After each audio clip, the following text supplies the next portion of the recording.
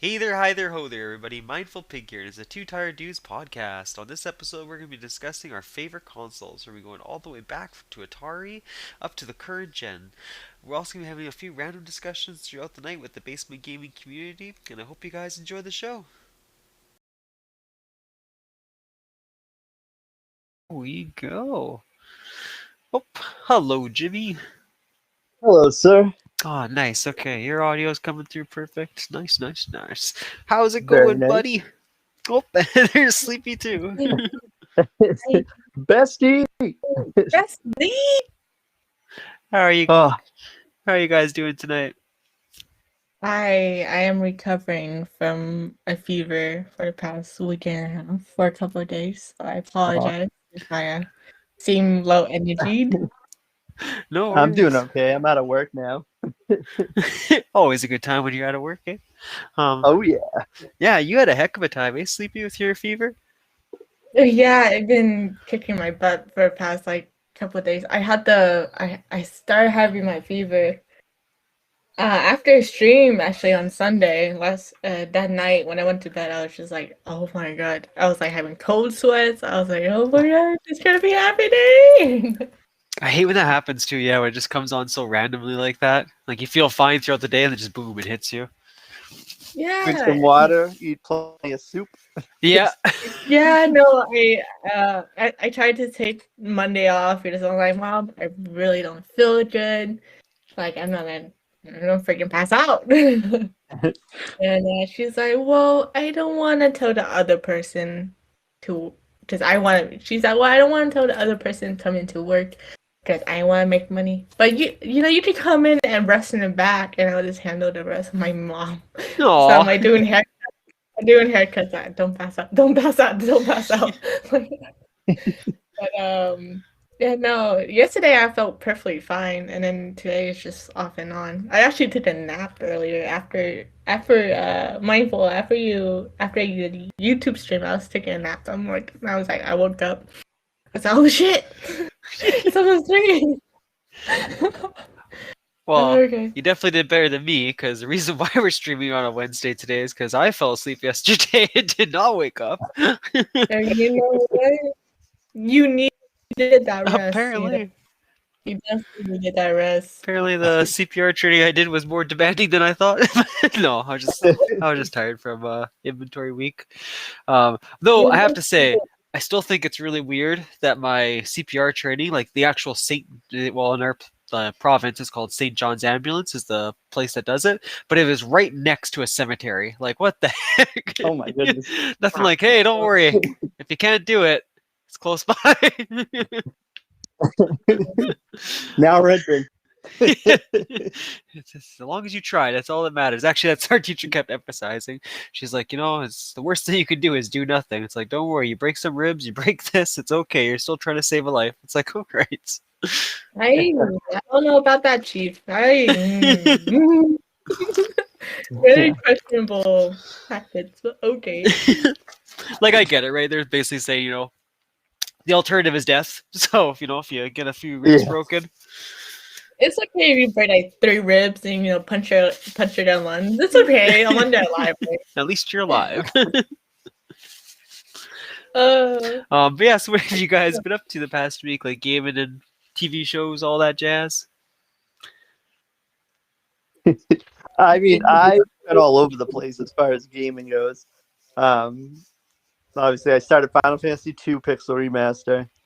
I started Disgaea 1. I'm trying to think if there's anything. Oh, I went back to Resident Evil 8, was working on the mercenary stuff. I was able to unlock the additional characters, which was nice. Still going to get the S rank on a few more levels to get that last trophy I need for the platinum. So that's just been kind of the rotation right now. Sorry, I didn't even know there was like additional characters. Like, what do you unlock, Jimmy? So the DLC that they released for RE8 added you get Chris Redfield as an additional character. Then you can unlock Heisenberg, and you can also unlock Lady D. Wow, really? Yeah, which is very bizarre because she is very tall, and the camera is as tall as she is. So you're walking through the levels as Lady P, and it's like, yeah, it was throwing me off a bit. That's pretty But it was wild. awesome. Yeah, that's that's a bold move, but it's good too. Damn, oh, I'd love to see that, like from your perspective, like just how the far away that camera is. Yeah, it's crazy looking down at the enemy. And then with the Final Fantasy you were talking about, Jimmy, so like that's from your 1 to 6 package that you bought, right? Yes. Yeah, so how many of those have you like played or finished up now? So, I mean, the originals. Well, I say originals, but like, I mean, I played the first one on NES way back when, and then I probably didn't play some of the others until they re-released them on the PS1. Okay. Obviously, we didn't get Final Fantasy 3, so I didn't play that until the DS version. But as far as the pixel remasters go, I've only beaten one, but I got the platinum in it, so I'm doing it like kind of in order. I'm really excited to play through Final Fantasy 3 in that like 2D way instead of like the weird DS like chibi art style. Um, no offense to anyone who enjoys that, but for me, it's like it doesn't do it for me. And I really wanted, as a purist, wanted to play it in the 2D form. So that'll be exciting for me. So yeah, I mean, I'm just literally going through them in order, but I've played them all pretty much. 4 and 6 are probably my favorites of the first 6 Final Fantasies. That's pretty cool. Yeah, like I get what you mean. I didn't know they had one for the DS. That's kind of neat. But I do know what you mean. Like you want that style, like the original, like it was meant to be played, right? Yeah. But it's kind of cool because it's almost like you get to experience a retro game again for the first time. Like that's a really unique feeling. Yeah, exactly. I was just so to play. I mean, I had it on the Steam Deck too, but like Oh, I was okay. holding out hope that it would come out to the to the consoles, which obviously it finally did. Just because I knew that if it comes to PlayStation, they're gonna have trophies, and I'd rather just do it that way. Because again, like I always say, I got a problem. I just love I love those trophies. I don't know, I can't shake it. No, I'm so happy that like you said you enjoyed collecting them as much as like I do on Xbox, like for achievements. But even when I was playing PlayStation 3, it was kind of like a little addiction. But yeah, I love that element. I love that element in gaming. Like I'm so upset that Nintendo doesn't have anything like that. I think that's kind of like why it took me so long to even get a Switch. Yeah. I don't know what it is. Like I know it's for some people it's like so meaningless, but for me it's like no, like it makes the game so much better. Like I don't know, it really motivates you to like play through things that maybe you normally wouldn't do, or go back and play it a second time, just to get that achievement. Right. For me, it's more so like with the older stuff. Like I have no problem going back. It's not what made those older games, but it does add that extra layer, like you said, and especially if you're going to go back and play an older game, that kind of gives you that incentive to actually go through it again. And on the off chance there's something that you missed playing it forever ago, and the trophy list makes you actually explore more stuff in it, and then you go, oh my god, I never saw that, or it just lets you go through it, and it's almost like a checklist sometimes, right? So Yeah, that you've done everything you can in that. yeah, no, that's true. Because I know there's been a few games in the past where I looked at the achievements and I was like, what? Like, what the hell is this? It'd be like a whole like different area of the map that I never would have looked at before. And it's like, oh, that's so cool. Right, exactly. What about you, Sleepy? What have you been up to? Oh, work. Trying to be here in the hoodie. I feel that. I really feel that. Cool. Finals are coming up. So I'm studying for finals. I am studying for my state bar exam as well, which I'm like hella nervous because I got one shot of this. So there's that. And then got some amazing news on Monday when I got for work. Yeah. Hell yeah. Hell yeah. And so like I know everyone in Discord is just like, ooh, what is Mindful and Sleepy talking about? Like, what is that mean? I'm like, well, you guys don't find out. Either just join us here in chat or just on Discord with us, and it's great because we're gonna be celebrating something amazing again. I wanna give a shout out to all my amazing peeps, Mindful, Jimmy, everyone. But yeah, I found an amazing artist, hence my Discord picture. She drew it for me, which is nice. It's adorable. And it's upcoming emotes for those as well. Yeah, it looks really good, that one. That was definitely a good choice. Yeah, Games actually drew it for me. Just I was like, just do whatever, go have fun with it. I'm like, oh shit, I'm gonna make you my artist now. She's like, damn. So she's been like showing me all these different ideas, which is cool. But besides that, don't play some Valorant late night. After celebrating my boyfriend's dad's birthday today, so we're gonna go out to eat. So I'm gonna be driving to his house later today. Yeah, you might be playing with Cat Trooper, right, later on? Yeah, depending, if he's awake. Yeah. That'd be pretty cool, though. I wonder what the two of you guys would, you do well together or not. It's really fun. It's really fun playing with him, honestly. Is it? Oh, you guys played a few times? I think we played one. We played one time, and that was on stream, and that was really fun. It's just really fun to play with someone in the Discord, and he's really good at it. I don't know what he's saying, but he carried me all the way. He carried most of the Oh, that's so cool. So he needs to have some more confidence because he did really well. There was some frustrating moments, not with not with him or anything. It's just our team was kind of being brain dead. But hey, half of the time I play Valorant, I'm brain dead. So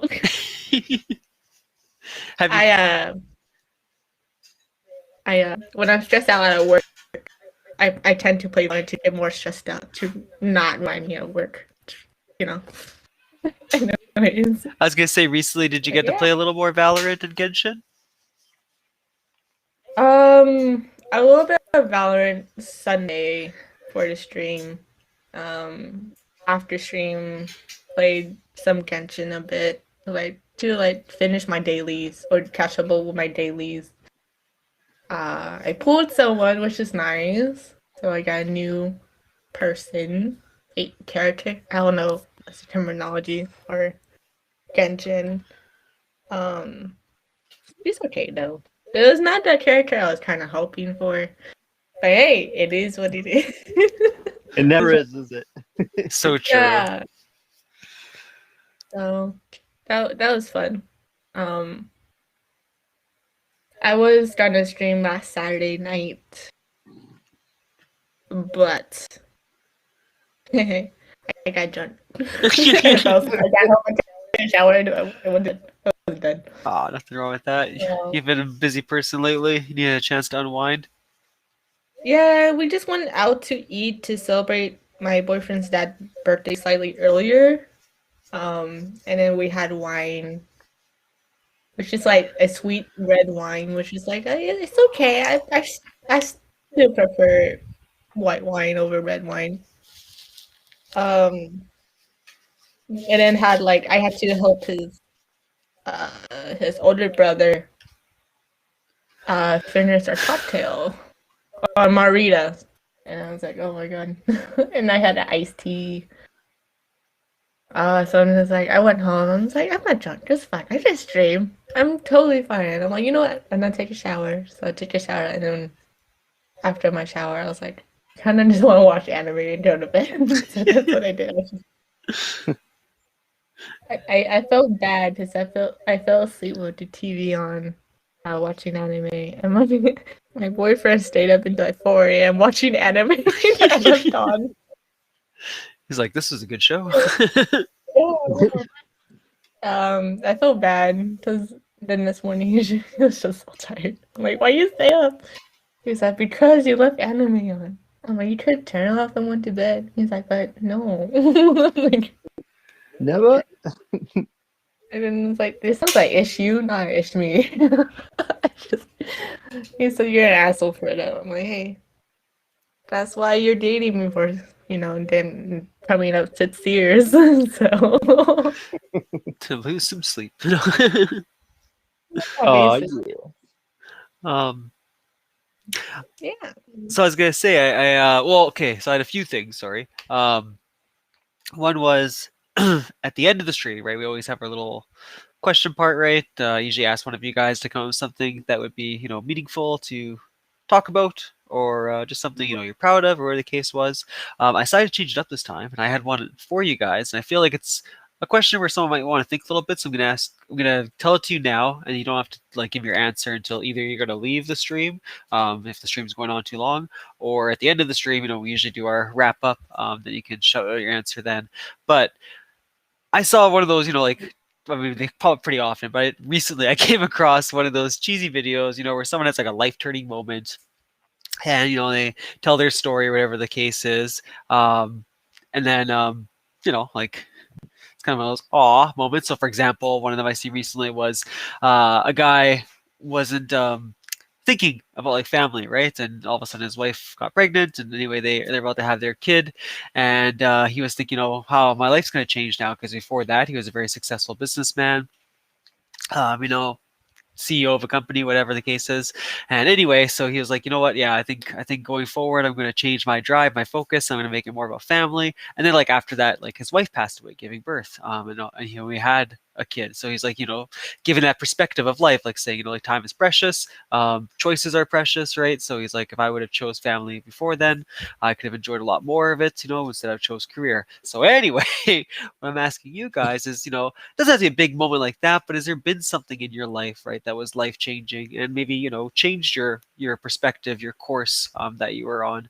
And yeah, if you just want to share that one, again, it doesn't have to be anything big. Like it could literally just be something small, right, that happened, or it could be something big that you want to share. But I wanted to give you guys some time to think about that one. So rewind a little bit. Our questions for Kind today. Sorry. kind of funny because I already answered All to that right. already. All right then. Yeah. So they said before you guys leave, right? Just say, hey, I'm about to jump off, and just give your answer if you don't mind. But yeah. So question I had for you guys tonight was shout out to Cat Trooper and Joel. They were on another Discord, and they were kind of like chit chatting about consoles and stuff like that. And I had jumped into the conversation. Anyway, we got to the topic of favorite consoles, and I thought, man, that'd be really cool to hear your guys' opinions. So some of us, right, had the luxury of getting a Nintendo, a Super Nintendo, Sega Genesis, etc., etc. So I was curious in one aspect, how would you rank all of those systems? So, for example, from Nintendo, where would you put the regular Nintendo, the Super Nintendo, the N64, the GameCube, whatever one you owned? Your top three choices. And same with Sega, PlayStation, Xbox, even handhelds if you want to go there, whatever you owned. And if you didn't own a lot of systems, from the few that you did have, how would you have ranked those? I was thinking of last week, right? We had PlayStation 2 on the quiz. That was the number one best-selling console. But that might not be everyone's favorite console of choice. Mine is completely different. Like I've said before, I really value the Dreamcast, and that's always been my number one boy. But yeah, I was just curious what your guys' thoughts were, and yeah, just want to hear what you guys had to think. Woo!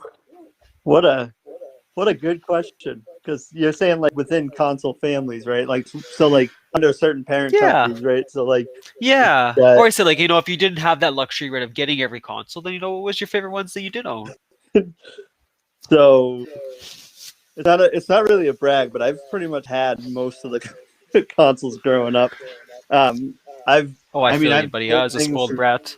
yeah, I've played things, as old as like Atari and stuff. So like I've been able to experience pretty much a majority of all the systems, like, with exceptions. Like I never played on a Commodore 64 or anything like that. Like, Yeah.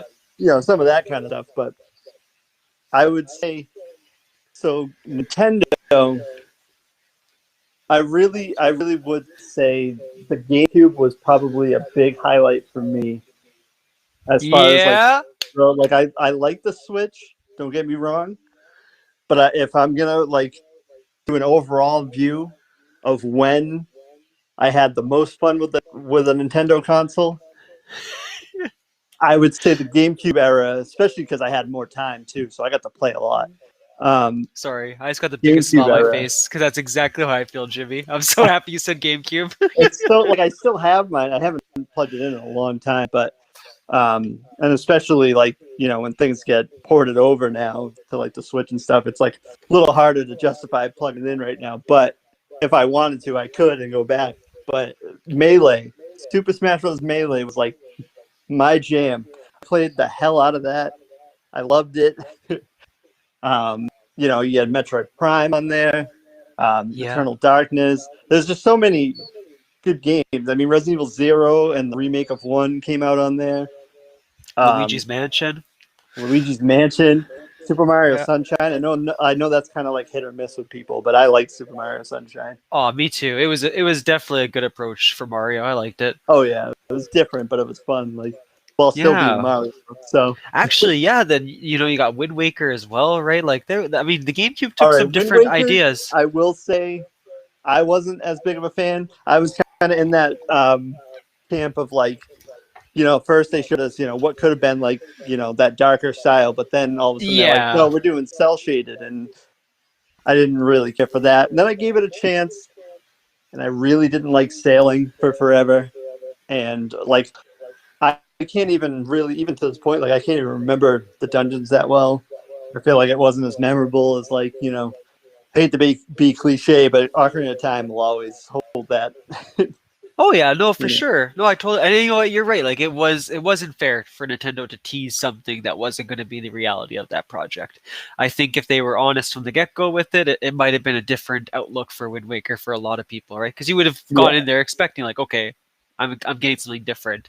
Another one too. I don't know if you had the opportunity to play was Star Fox Adventures. Like there was, I mean, they Yep. really Yep. took their characters right, and they really kind of threw them out there. I mean, I think when GameCube launched, it actually came with like, well, either came with or was shortly after you got Luigi's Mansion, but you didn't get a Mario game for quite a while. Like Luigi took the spotlight, and it was kind of neat. Like I don't know, the GameCube was bold.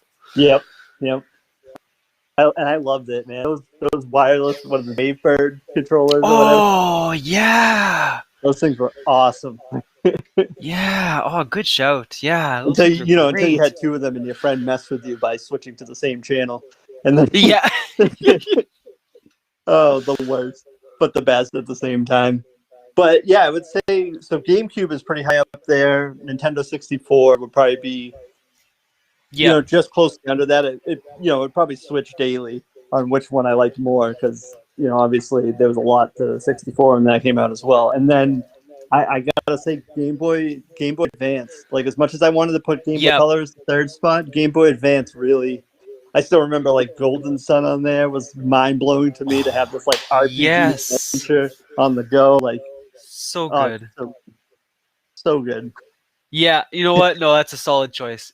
Game Boy Advance definitely deserves a spotlight in the top three. Because it Yeah. changed it. It changed the whole like aspect of Game Boy. I feel like that one. Like the games before that were good. There was a lot of hit and misses, but like I can't remember a lot of duds on the Game Boy Advance. Like I played a lot of great games on there. So yeah, Oh no, that's a yeah. solid choice. Even though like I know a lot of people don't like. Sorry, I just stepped on a dog. Oh, Um, and a lot of, like some people say like with the legacy of Goku's or whatever on there, like people didn't really care for that. I loved it. I loved having me an too. RPG Dragon Ball Z game. Yeah, yeah, that And was a good just like little series.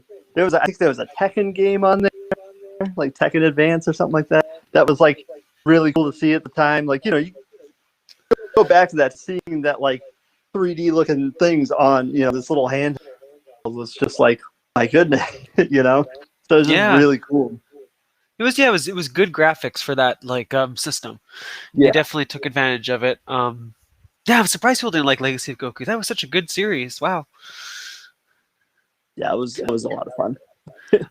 I think too with that, I'm pretty sure that's when GameCube. I know like it was done with other systems, right? But GameCube kind of owned it a little bit more. But when they allowed you to actually connect the Game Boy Advance to it, I'm Yeah. pretty sure that one had the option for that. So yeah, I mean like two great systems right working together. Um, But Yeah, I no, will so say, so going from Nintendo now, let's get Microsoft out of the way, right? So for me, the Xbox 360 will always hold the top spot, right? That's just, you could play your original Xbox games on it. That was like the start of, not that I think DLC is a good practice now, but like, sparingly, it's okay, But that was really the start of it all. Being able to get like media on your console and stuff too and watch it. Like that was just such a cool time to be a gamer. Was when that 360 came out. I don't know, like that just blew my mind. Like that was one of those big like holy crap moments. yeah, So I agree. so I would say number one for Microsoft it has to be the Xbox 360. It just has to. Even with the red light of death or whatever, red ring of death. I forget now, but it happened to me. But even with that, like it was such a cool time, and like really just an awesome generation of games there. And then under that, I'd put the Series X only because like I like the Series X. I think it's cool that it's partially like backwards compatible, but they really don't have a lot going for it right now. And I know like I don't want to dump on Microsoft right now. Like I know there's a lot of L's right now for Microsoft, but they really do deserve like a good win soon. It would just be cool if they could come up with some things to really bolster their game library. Like would love more exclusives. No, Um, you're 100% right, Jimmy. I watched a thing today from the Dreamcast guy, and I didn't realize this either, but it's been 10 years since they had a Game of the Year. Like that's yep. bad. That's so bad. So yeah, like I mean I'm still like, I still love Xbox. I still like playing on it, but yeah, I'll say like it's definitely been a Yeah. while. And I agree with you 100%. Like the Xbox 360, like the Xbox original one was really good. Like I did enjoy it. But yeah, I feel like 360 really just kicked off, like they started the race and they fucking just booked it almost to the end with the 360. And then yeah, I don't know, Xbox One onward just kind of struggled a lot. It's a shame. Yeah. I know people get annoyed with like exclusives and stuff, but I kind of like exclusives as well. Just like it would be nice to have more of a reason and like have more chances of like newer games and stuff like on Xbox. I wish they could take chances on new IPs and not have it fall flat. Kind of like was the more recent one was Redfall, right? I know that's kind of like Yep. mediocre and not getting a lot of good reviews. I haven't played it yet myself, so I'm kind of like reviewing judgment on that. It would be nice to have more of a reason to jump on to my Xbox to be like, oh, this is something really cool that I can't wait to play that I can kind of only experience there, right? So 100% agree. If I had more money right now, there's definitely a lot of games out there that I'd want to buy a PlayStation for. You right, know what I mean? Like I agree with you. Like that's what makes buying that console exciting. Like getting a Switch. The yeah. first time I was like, oh man, I can finally play Breath of the Wild. Like I can actually try it. Like yeah. So I guess my third spot would be for the original Xbox. I'm not going to put like the One X in there or like the One, because I feel like that was kind of a misstep for them, anyways. Yeah. But yeah, the original Xbox. I mean, kind of kind of where that kind of like started and like getting that's the first Halo and like that really kind of made me more into like shooters and stuff because before then it was strictly like horror games, RPGs. Like that was my bread and butter. um, and of course, like that being the first of its kind, like having such a big universe like that, it was so cool to see at the time. Um, but I mean, that would really be the order I'd put it in. Not much else. Like I never played too much of the original Xbox because even to this day, I tend to play on PlayStation more. Yeah. Um, but I do have fun memories, like playing Jet Set Radio. Was it Jet Set Radio Future, I think? Oh, yeah, Jet Set Radio Future, I believe, the sequel. Yeah, that one was a lot of fun. I remember enjoying that too. On top of it, Oh, that was a great game. as far as PlayStation goes, that gets a little more difficult because it's like it's hard to put a number one, right? So like I want to put PS2 just because, again, going back to that era, I could play my PS1 games, which I loved. Like my PS1 library, I was just completely infatuated with. Obviously, that was like a majority of my growing up. Like I was always on, playing like Final Fantasy, Legend of Dragoon, Resident Evil, Silent Hill, like and then, PS2 came along and you could play all those still, but then like all these newer games coming out and a lot of awesome games. Devil May Cry was great, like God of War, so many things. It's I may Yeah, I may have to give the top spot still to the PS2, just even if it's mostly nostalgia. Um, and the next two spots I gotta go between like PS5 and PS3. So, because like I'll always have a soft spot for the PS3, even like even going back and turning it on and just going through that menu, like just brings back so many memories. yeah, no, I agree. When I had the PS3 there for a bit, that was one of the things I really enjoyed about it, was just the menu system, the layout. It reminded me Yeah, of kind of like the PSP, but just a little bit better. yeah, and I kind of still liked the store layout back then too. I preferred that kind of. I don't know. There's still some things that Sony needs to tweak with the PlayStation Store to make it like a better store to browse through. I was gonna say, But Jimmy, so why not PlayStation 4 in that spot? Why did 3 and 5 get it? so the reason it's kind of similar to like why PS2 gets it over PS1, right? So like with like PS5 can play PS4 games. So it kind of almost encompasses, both. I know there's like a small list of games that don't work on the PlayStation 5 that are, on the PS4, but it's so like it represents such a small amount that it's really like, it really doesn't matter all that much. Um, Yeah, I was going to say I've never heard of a PS4 game not working on PS5. Do you know which games are those? um, I know that there's a very small. Some of them have been updated. I think one of them was. There might have been. I think Hitman Go was one of them. Like again, like these like games that kind of aren't like super big. I'm trying to think what else. I would probably have to look it up, but yeah, it's like very very small percentage of PS4 games that don't work, and they may have since been updated. But you can even see it like if you go through your library, it'll tell you only playable on PS4. I know some of the game demos pop up like that too, for some reason, but like that's like older stuff. But again, like it's such a large majority of games that do work. It almost like doesn't really matter. It's very. I can't. Yes, again, I can't recall all the games that don't work, and some of them got patched to work. So. no, but that's a solid point. I get what you mean. Yeah. If you can already play those games on the PS5, it kind of takes away from the PS4. Right. I mean, plus you get you know, some of those you get like free PS5 upgrades for the PS4 games because they came out with those. Okay. Also, the new controller I just love. It's just so good. I just love the PS5 controller. I think it's the downside is the battery life, but I usually play plugged in anyways, so I got like an extra long cable for it. But like just having those adaptive triggers and the haptic feedback and all that stuff is just really, I'm not gonna say it's like insanely immersive or anything, but it's really cool. Like it's just like a neat thing that I think just gives it an edge as well. Oh yeah, when you try to explain it to someone, it seems like nothing, but it really changes like every.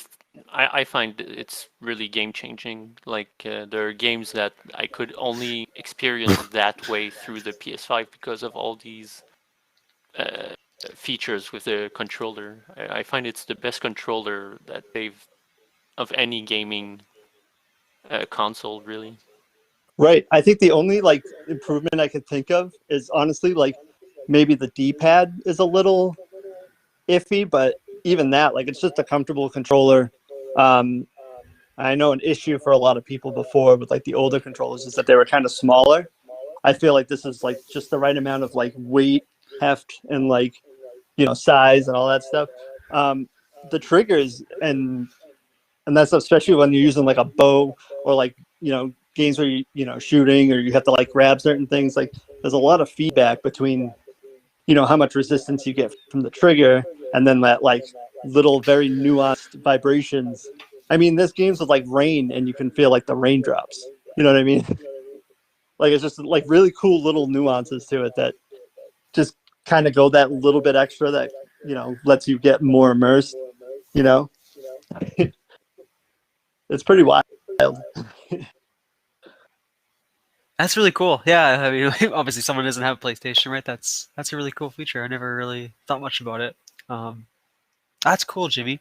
I am curious, right? Because I wrote this question out. You were kind of the person I had in mind for the last part of it. But what would you rate your handhelds at? Because I feel like you and me really enjoyed the handheld, industry from Yep. Nintendo up to the PlayStation there, right? So yeah, what would be your top three handhelds? All right, so my number one, and as much as it didn't get the full support it deserved, is gonna always be the PS Vita. That thing was an RPG machine. I love that thing. I still use it today. Um, it's like I loved my PSP, but the PS Vita really was just that next level. Like, it's almost like having a PS3 in your hands, right? So it's just really cool. And again, like being an RPG fan, like on top of that, like that was great. Having that was awesome. Um, Under that, I would probably kind of think. It's funny. I use my 3DS more than I use my Switch,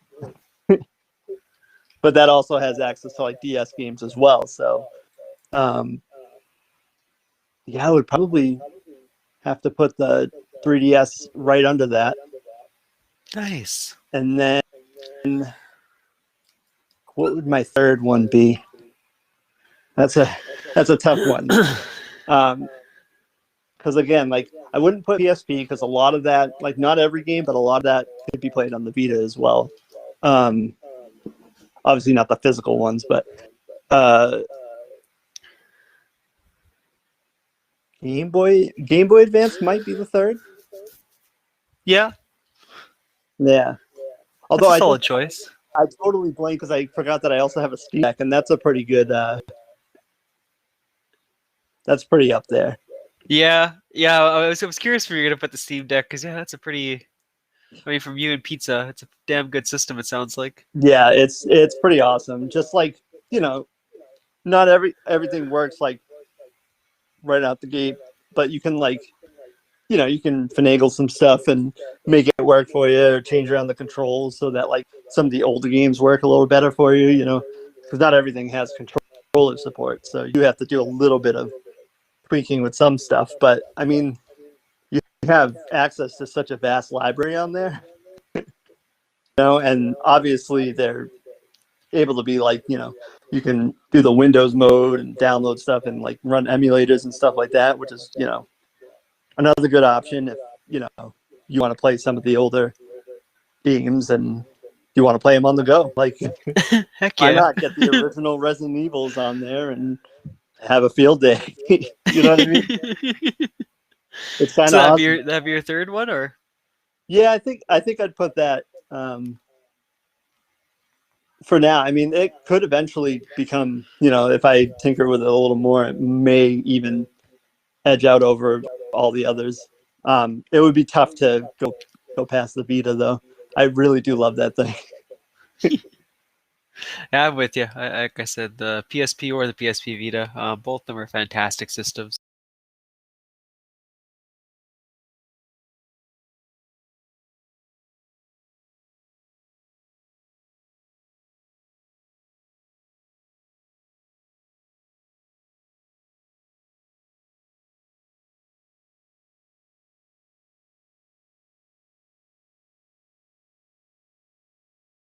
Okay. So the main story was short, but there's a bunch of interesting side stuff that can be done as well during on the DLC. But I really enjoyed my time with it.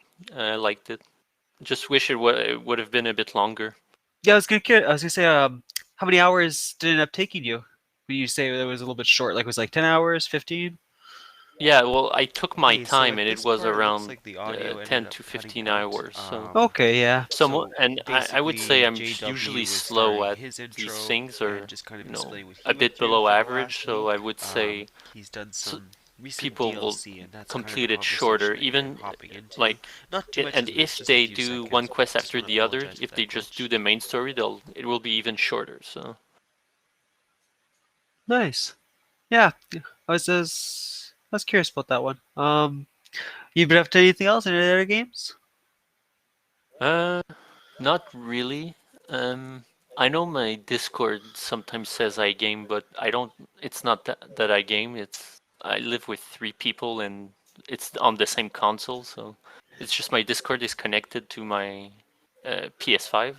I So feel every time yeah. someone games, it says, let's say Chivalry 2. Apparently, I've been playing it for weeks, but I didn't touch it. So Yeah, it's the same with me too. It's either if usually when I pop on, right, it's usually Cheyenne playing on my account, and they're like, "Hey, I was messaging you." I was like, "Yeah, I wasn't playing. It wasn't me." so yeah, no, it's been mostly Burning Shores. I've been doing even Valorant. I didn't have much time to do, but I've been doing a bit of games here and there. I haven't had much time, so pretty much that. I've watched a couple of movies. I've watched the Guardian of the Galaxy third volume, which was really good. Oh, okay. Um, with caveats. I mean, you need to have watched the all the other bullshit, the Endgame and Infinity War and all that Oh, okay. to understand certain character relations. But otherwise, it's really good. Like, I wish it was more separate to the Marvel universe than what it is. But it is what it is. It would prevent me from recommending it to someone or buying the DVD because I don't want to have to watch the other movies, right? If I only want to watch Guardian of the Galaxy or all three movies, I wouldn't want to watch all the other ones. That's good to know because yeah, I've only seen the first one myself, so at least I know now. When I get to the third Well, one, I'll be a little lost. well, the first one is really is still my favorite, Yeah. but the third one I thought was better than the second one. So, Oh, okay. yeah. Be nice if Uh, they included a summary of like what you need to know to enjoy well, certain things. there is a summary at some point in a joke kind of way, but I mean, I don't necessarily want to spoil it for people that haven't seen Infinity War or Endgame.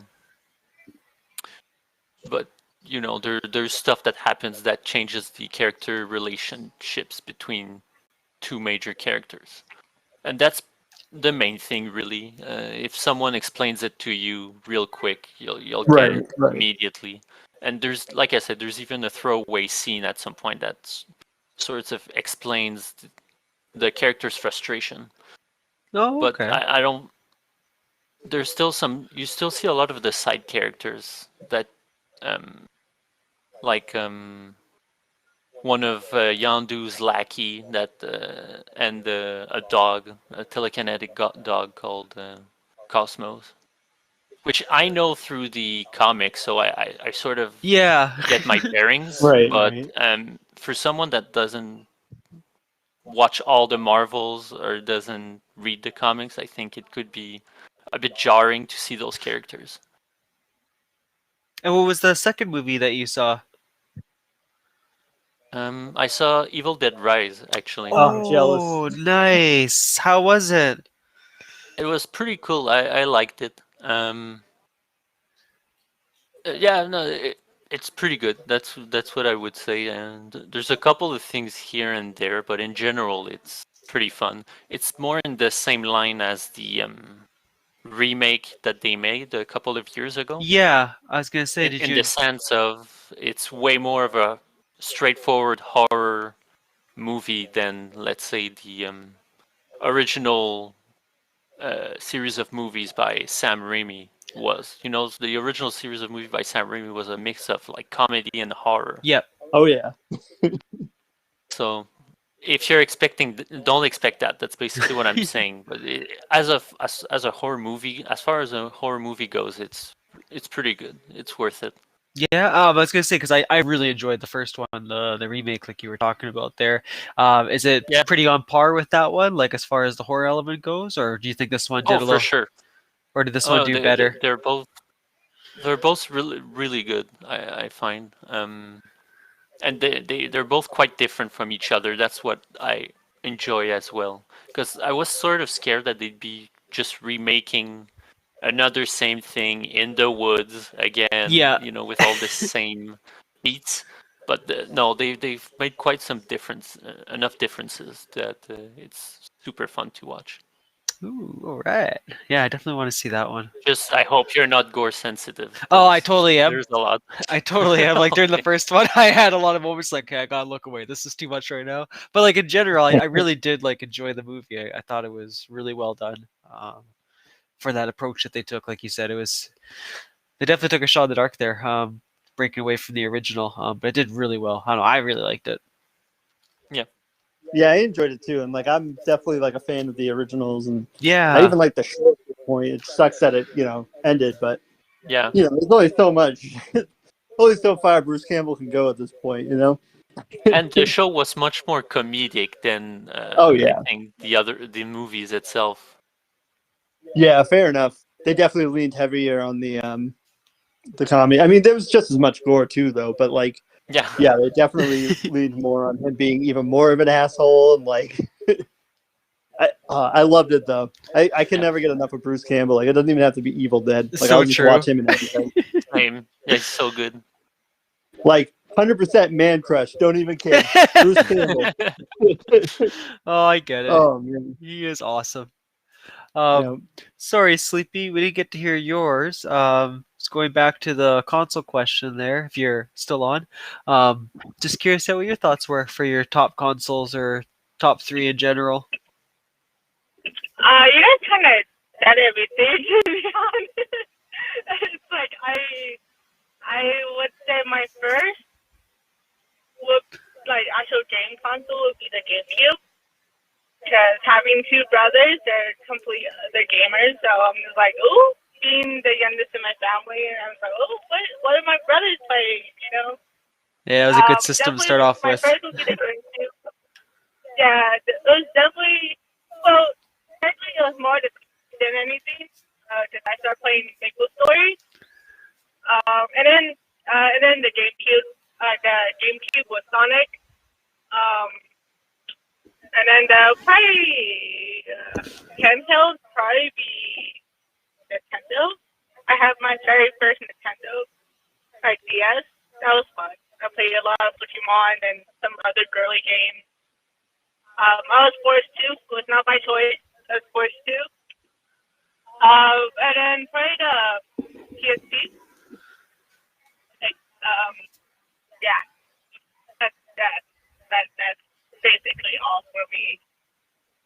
No worries. I was just curious, what kind of consoles you enjoyed. I mean, like I said, GameCube is fantastic. Like, I'm glad you got to experience that Yeah. console. I mean, I know I'm probably one of the youngest in this sporting one, but yeah, I grew up in the early 2000s. So yeah, no, it's because the PSP, my uncle had it, and then we played a lot of games because having a cousin who was born in 2007, she's 14 now, almost 14, 15, 15. Oh my god. And I played a lot of Halo with him as well. But yeah, yes, basically said everything that I was gonna say. But yeah, no. My absolute favorite would probably be that GameCube. I had so much fun on the GameCube. I was gonna say, Nice choice. correct me if I'm wrong, right? But you don't have like any of the current consoles that have come out, right, Sleepy? Like you just stick to PC, right? Yeah, sadly. No. That's not sad. Because that's what I was gonna ask you was, out of the consoles that are available right now, like, are there any that actually interest you? Like, if if you just had like a sum of money dropped into your hands, would you actually want to? Would you actually want to buy any of the three that are out right now, or four? Sorry, counting the Steam Deck. I don't know, because I would probably say maybe the PS5 maybe.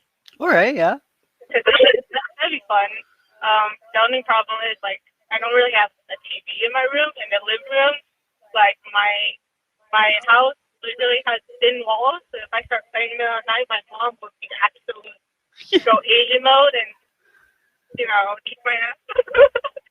What is it about the So- PS5 that like caught your eye though? Like so if you're gonna buy it, was it like certain games on there you want to play, or is like the controller style like Jimmy and JW were talking about?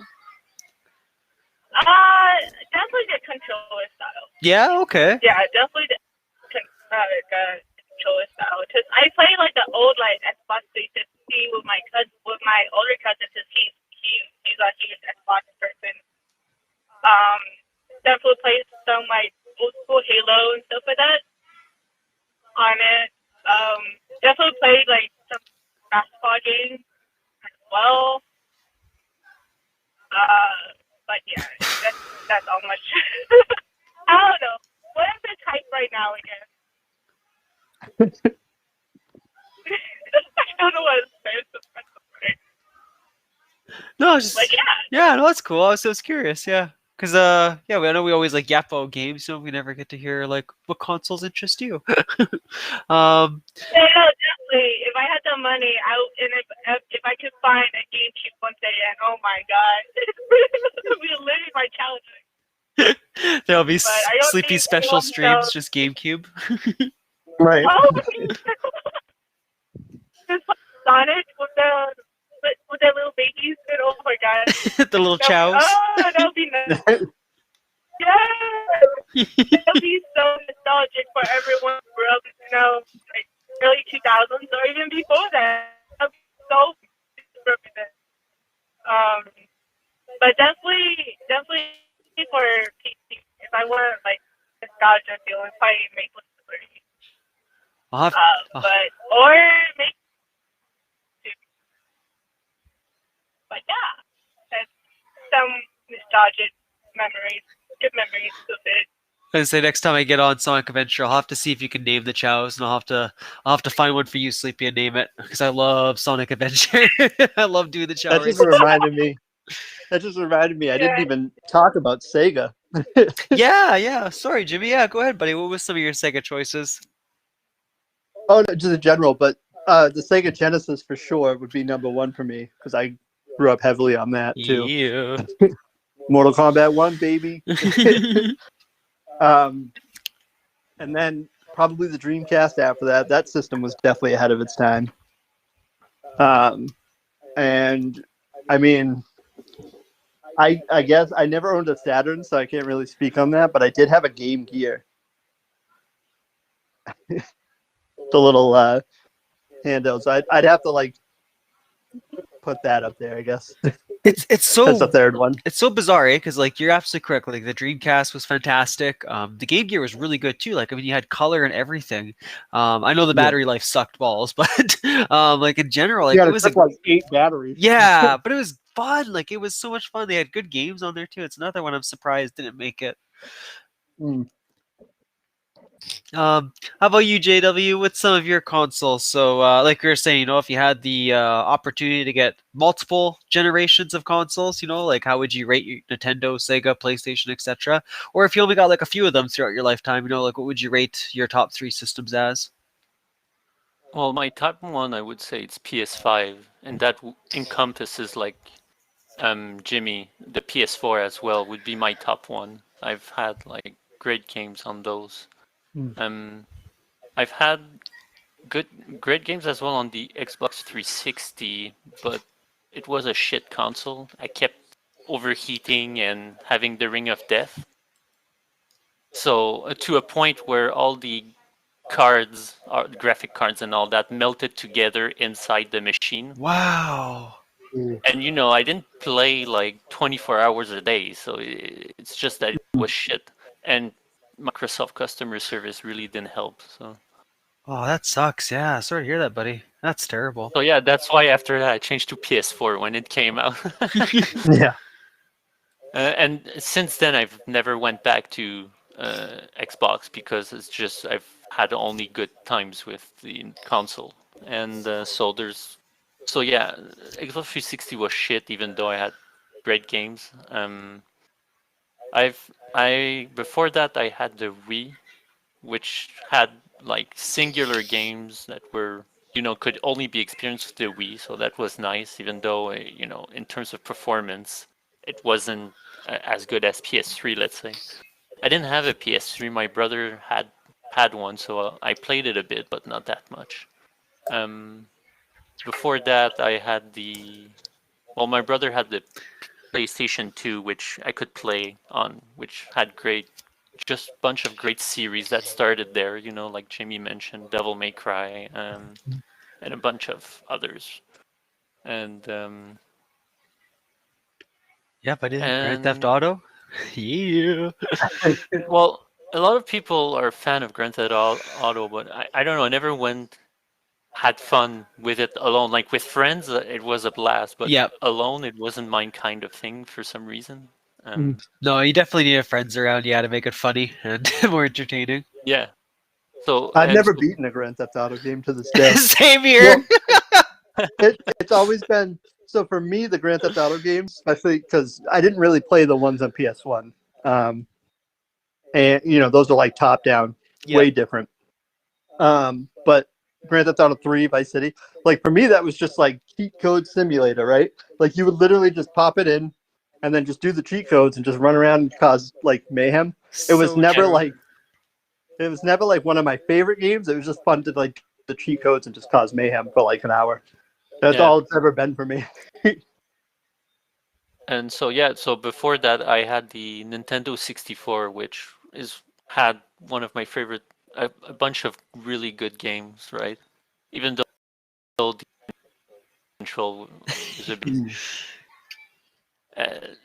one of my favorite games of all time being Conquer Bad Fur Day, one of the only end games on that console. It's just such a good game, and I think my first ever game was on the Super Nintendo playing Super Mario World. So that is my history of consoles. Most of them come from my brother. The only times it didn't come from my brother was starting from the Wii. So Wii, Xbox, and PS4, PS5 are all my money. So I was gonna say, and I say that because there was a competition between me and my brother to who would play it, and he played it most since it was his console. So I have more experience with consoles I bought by myself. That makes sense. I was gonna say because I know you talked a little bit about PlayStation and Xbox, but we don't ever get to hear your view on Nintendo and Sega that often. So I'm just curious, like, what'd you think of those systems?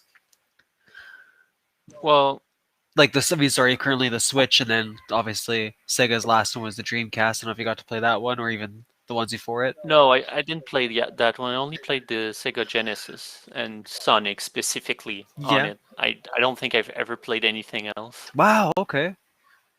I was more Super Nintendo at that time. So I can't remember what exactly I played on the Super Nintendo, but I know I played like Double Dragon, a bunch of... No, Double Dragon is Sega, isn't it? Yep, yeah. Okay, never mind then. I must have played a couple of games of both. Double Dragon was definitely on Nintendo. Was it? I thought it was Sega so too. It was. Oh, okay, my bad. Well, I mean, I had Battletoads and like Double Dragons, like the one where they had the characters in a Battletoads game. Oh, I had that for sure.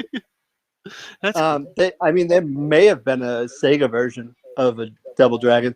I didn't have it. We had a ton of games for that though.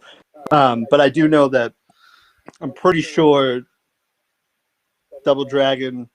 I'm pretty sure there was a Nintendo, like the original Nintendo. Yeah. I don't know if they ever released it on the Super Nintendo. I wouldn't be surprised if there were.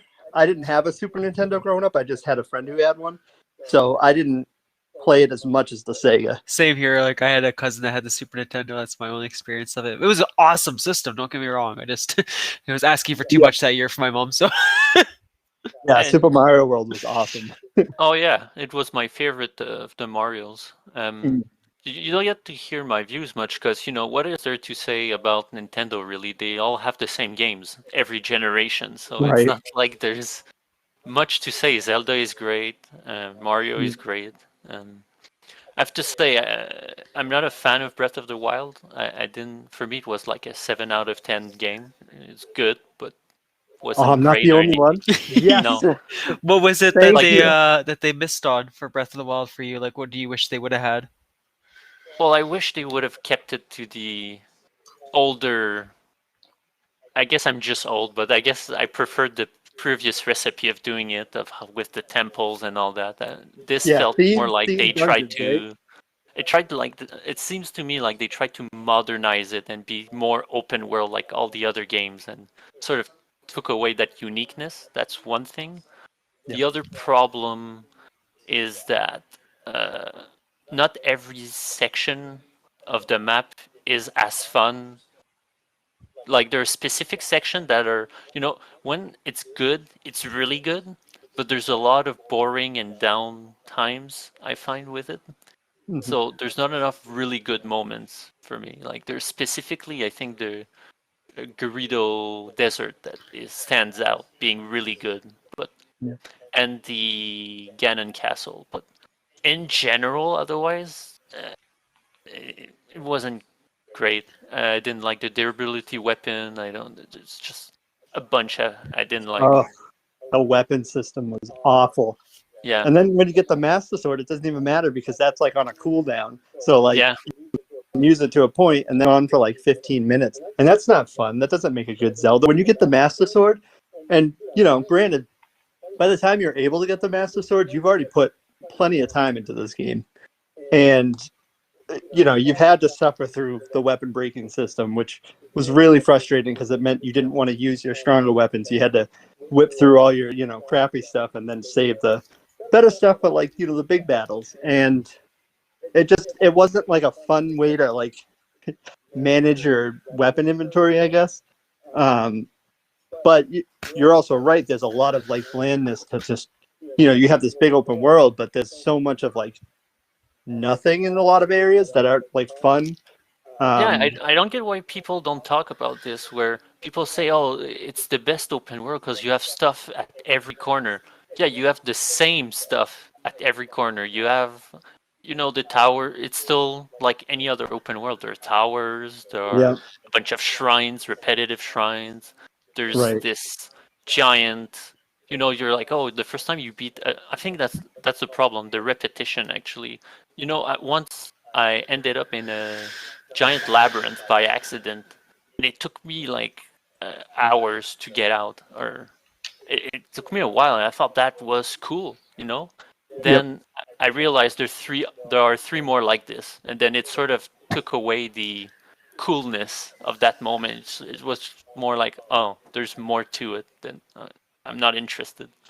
I You hate know?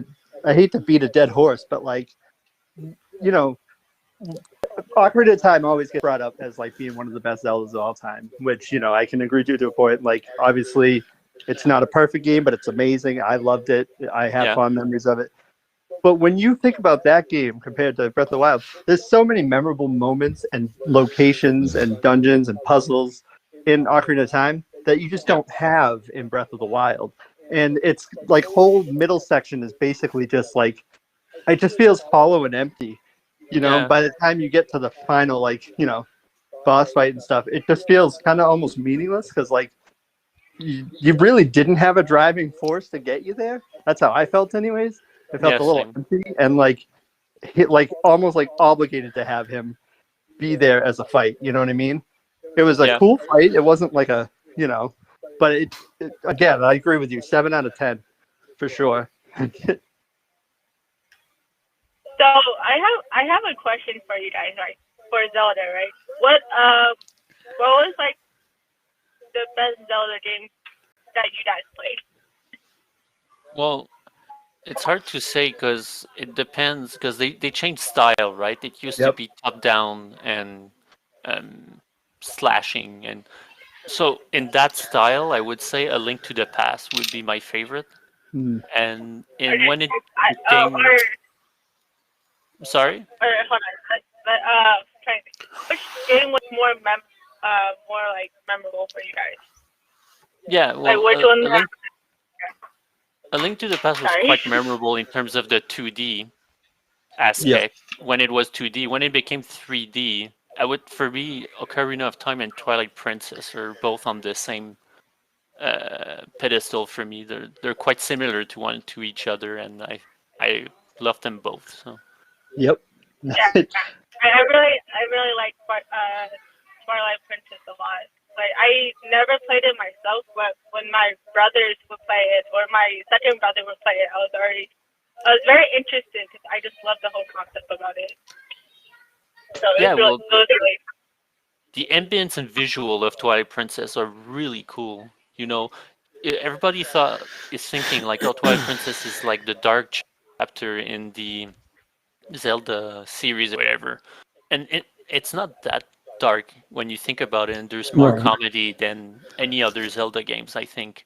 But it's the ambience of it and the visuals that gives that impression, right? yeah, true.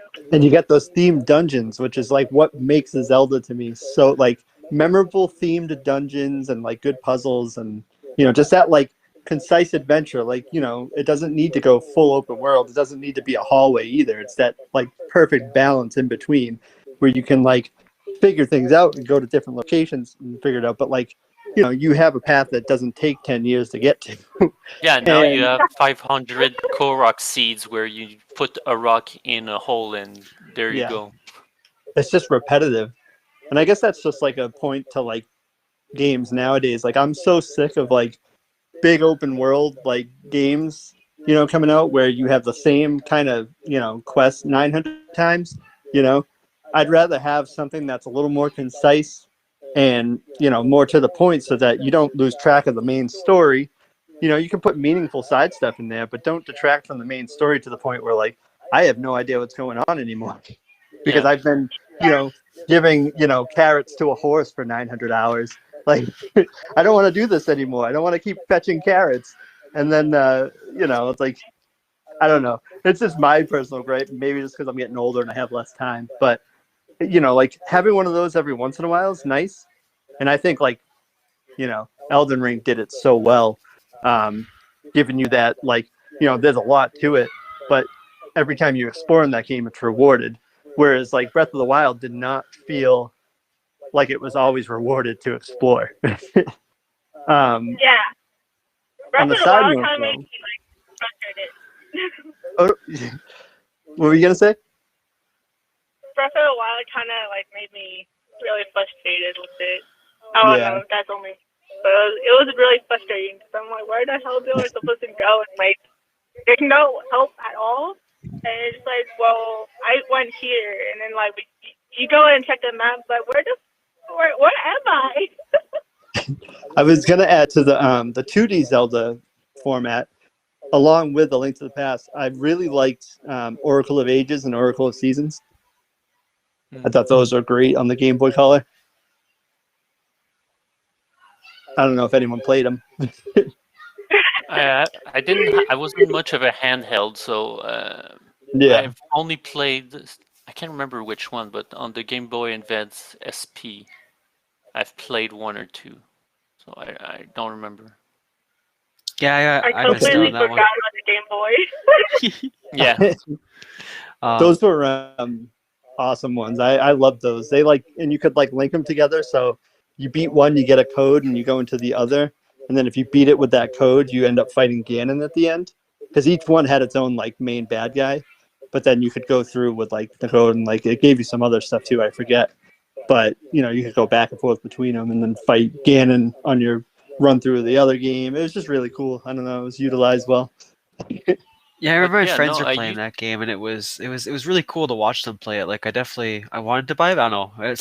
With Game Boy, there was a lot of like things I wasn't able to get, but that was definitely one of them that interested me, Jimmy. So it's cool to hear that. Yeah, and I think they had re-released it on the 3DS at one point. So hopefully they'll bring it to the like the on the Switch. Yeah. You know, in the shop there. Well, not shop, but like the emulator there. And I don't know if it's any coincidence, but I'm pretty sure Capcom like published those or something. I know that like the Capcom logo shows up when you turn those games on. Oh, that's cool. Yeah, which is interesting to see, you know, especially since it's a Zelda game. But yeah, those were some of my favorites too for like the 2D Zelda. I was gonna say I agree with you guys completely when it comes to Breath of the Wild because that's exactly how I felt too. Like the first couple hours, I was really enjoying it. And I think I even posted on the Superstore Discord like, "Hey, you know, this game's kind of what you guys hyped it up to be." And then like I don't know, like I guess it was like hour 4 or 5, wherever I finally got into it, and I just fell off hard. And like that's a shame because like for me, I only get Nintendo consoles for Zelda. Like that's literally my favorite one. Like Mario's great and all. I just there's like I don't know, there's a lot of hit and miss for me when it comes to that. Like I said, Yeah. I enjoyed Sunshine, but I haven't tried the other ones since then. But Zelda games, like I'm always down for. Like I get really pumped when Nintendo releases one. And I Well, think you asked me about the Switch earlier. yeah, There's not enough game on the Switch, so I gave it to my best friend instead. I get that. Um, like it was gathering up dust, so it's a cool console, the Switch, but you know, there's nothing on it. And anything that gets put on it, you can play it on a better version on any other console or PC, right? Yeah, I said that's I guess that's kind of what turned me off from Breath of the Wild because when it first got launched, right, that weapon quality, like you guys were mentioning, when I heard that, I was like, oh man, that just ruins it for Zelda. I was willing to try the open world, like I'm pretty open minded when they do changes like that, but that part really turned me off. And then when you guys were shouting out games, there was one recently that I want to get back into. I only got to play a little bit of it when I was like hanging out with my friends in high school. Was Majora's Mask. Majora's Mask was so Yeah. cool, and you want to talk dark? That game got real dark. Like every character in there was different from previous Zelda titles because they were all prepared for the end of the world. So every conversation with them was really different, as opposed to like Ocarina of Time. You know, it was a little more positive. You know, people were kind of like just motions back and forth. You know, like very basic. Well, Whereas, until you became an adult, yeah, but yeah, it's true. But like and they were all Majora's, zombies. but Majora's Mask, you know, was just like every conversation was kind of like, yeah, you know, I'm planning everything before midnight. Like you meet this couple, and then they're planning like their wedding out before the end of the world.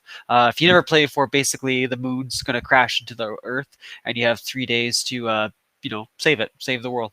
Yeah, just I don't know. It was really cool. The dungeons were cool. I like the whole mass aspect. So I think that's one on the Switch that I'm gonna look for. I think I'll take a break from Breath of the Wild and instead to go back and actually try to finish that one. I really enjoyed it, but to answer your question, Sleepy or Current of Time was definitely, I think, the most memorable for me. Just it was it was at a time where like everyone in school was playing it, so we were kind of like all Yep. you know getting caught up with one another. And yeah, when everyone got to that final boss, like the final end game, it was awesome. You know, the fact that he came back alive and like you know he had round 2 with this guy, it was sick, so sick. I loved And it. everyone bitching about the water temple. Yeah, everyone. Yeah, right. That was a huge discussion. Yeah. Oh man, Ocarina of Time was fantastic. Yeah. So I don't think you were on when I Freshest gave us these questions, JW. He had asked 2 podcasts ago, and most of everyone's answered now. But you know, you've played a vast amount of games, so I'm kind of curious what your answers might be. He was wanting to know what was everyone's favorite fighting game or best fighting game, sorry, best racing game, and best adventure game. Okay, fighting game is easy for me. It would be Soul Calibur. Nice. Because not only is it easy to learn, but there's a big mastery to it that doesn't look like it on the surface. Yeah. That's really cool. You get to fight with all sorts of powers and weapons, which is cool and different than the usual, you know, punch and kick. Was there any And one in the series that you've enjoyed more than the others? Because they've had quite a bit for Soul Calibur. oh, for sure. I have 2 in particular. The second one because they had this Yes. sort of sword and and something I can't remember. It's a sort of giant campaign that you did Yeah, and you would unlock all sorts of weapons with your character and all that. That was super cool that was for that reason. And my other favorite one would be probably their most recent one they did. Is it 6? Yeah, six. I Yeah, think it's 6. 6. Yeah. Where character customization and creating your own character has been a great part since 4 or 3. I can't remember. I think it's 4. But there's haven't been a game since that any fighting game that have done what Soul Calibur does, where you can create pretty much any character with any style that is in the game, which is cool. But why the sixth one specifically is that they did some changes with the combat. I find that was quite refreshing. Like it's a bit faster. It's a bit more. I don't know. There's a crisp, a smoothness to it that is much better from the other one. And there's this whole rock paper scissors feature they added during the combat that is quite fun and interesting. I thought it would be bothersome at first, but it ended up being super interesting. Oh, that's cool. Keeps you on your toes. What, Jimmy? So it keeps you on your toes. Yeah, exactly. It's a sort of interesting grab counter. Yeah. And I think other ones did it too, but I was gonna say on number 2, you also had what do you call it?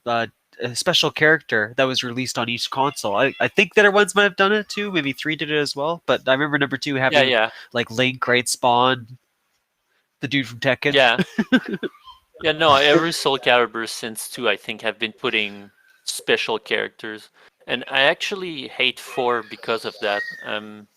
Because on Xbox 360 you had Yoda, and Oh yeah. most of the attacks did not get to Yoda because he's so small. So you Yeah. can't grab him, you can't high attack him, you can't mid attack him, you can only low attack him.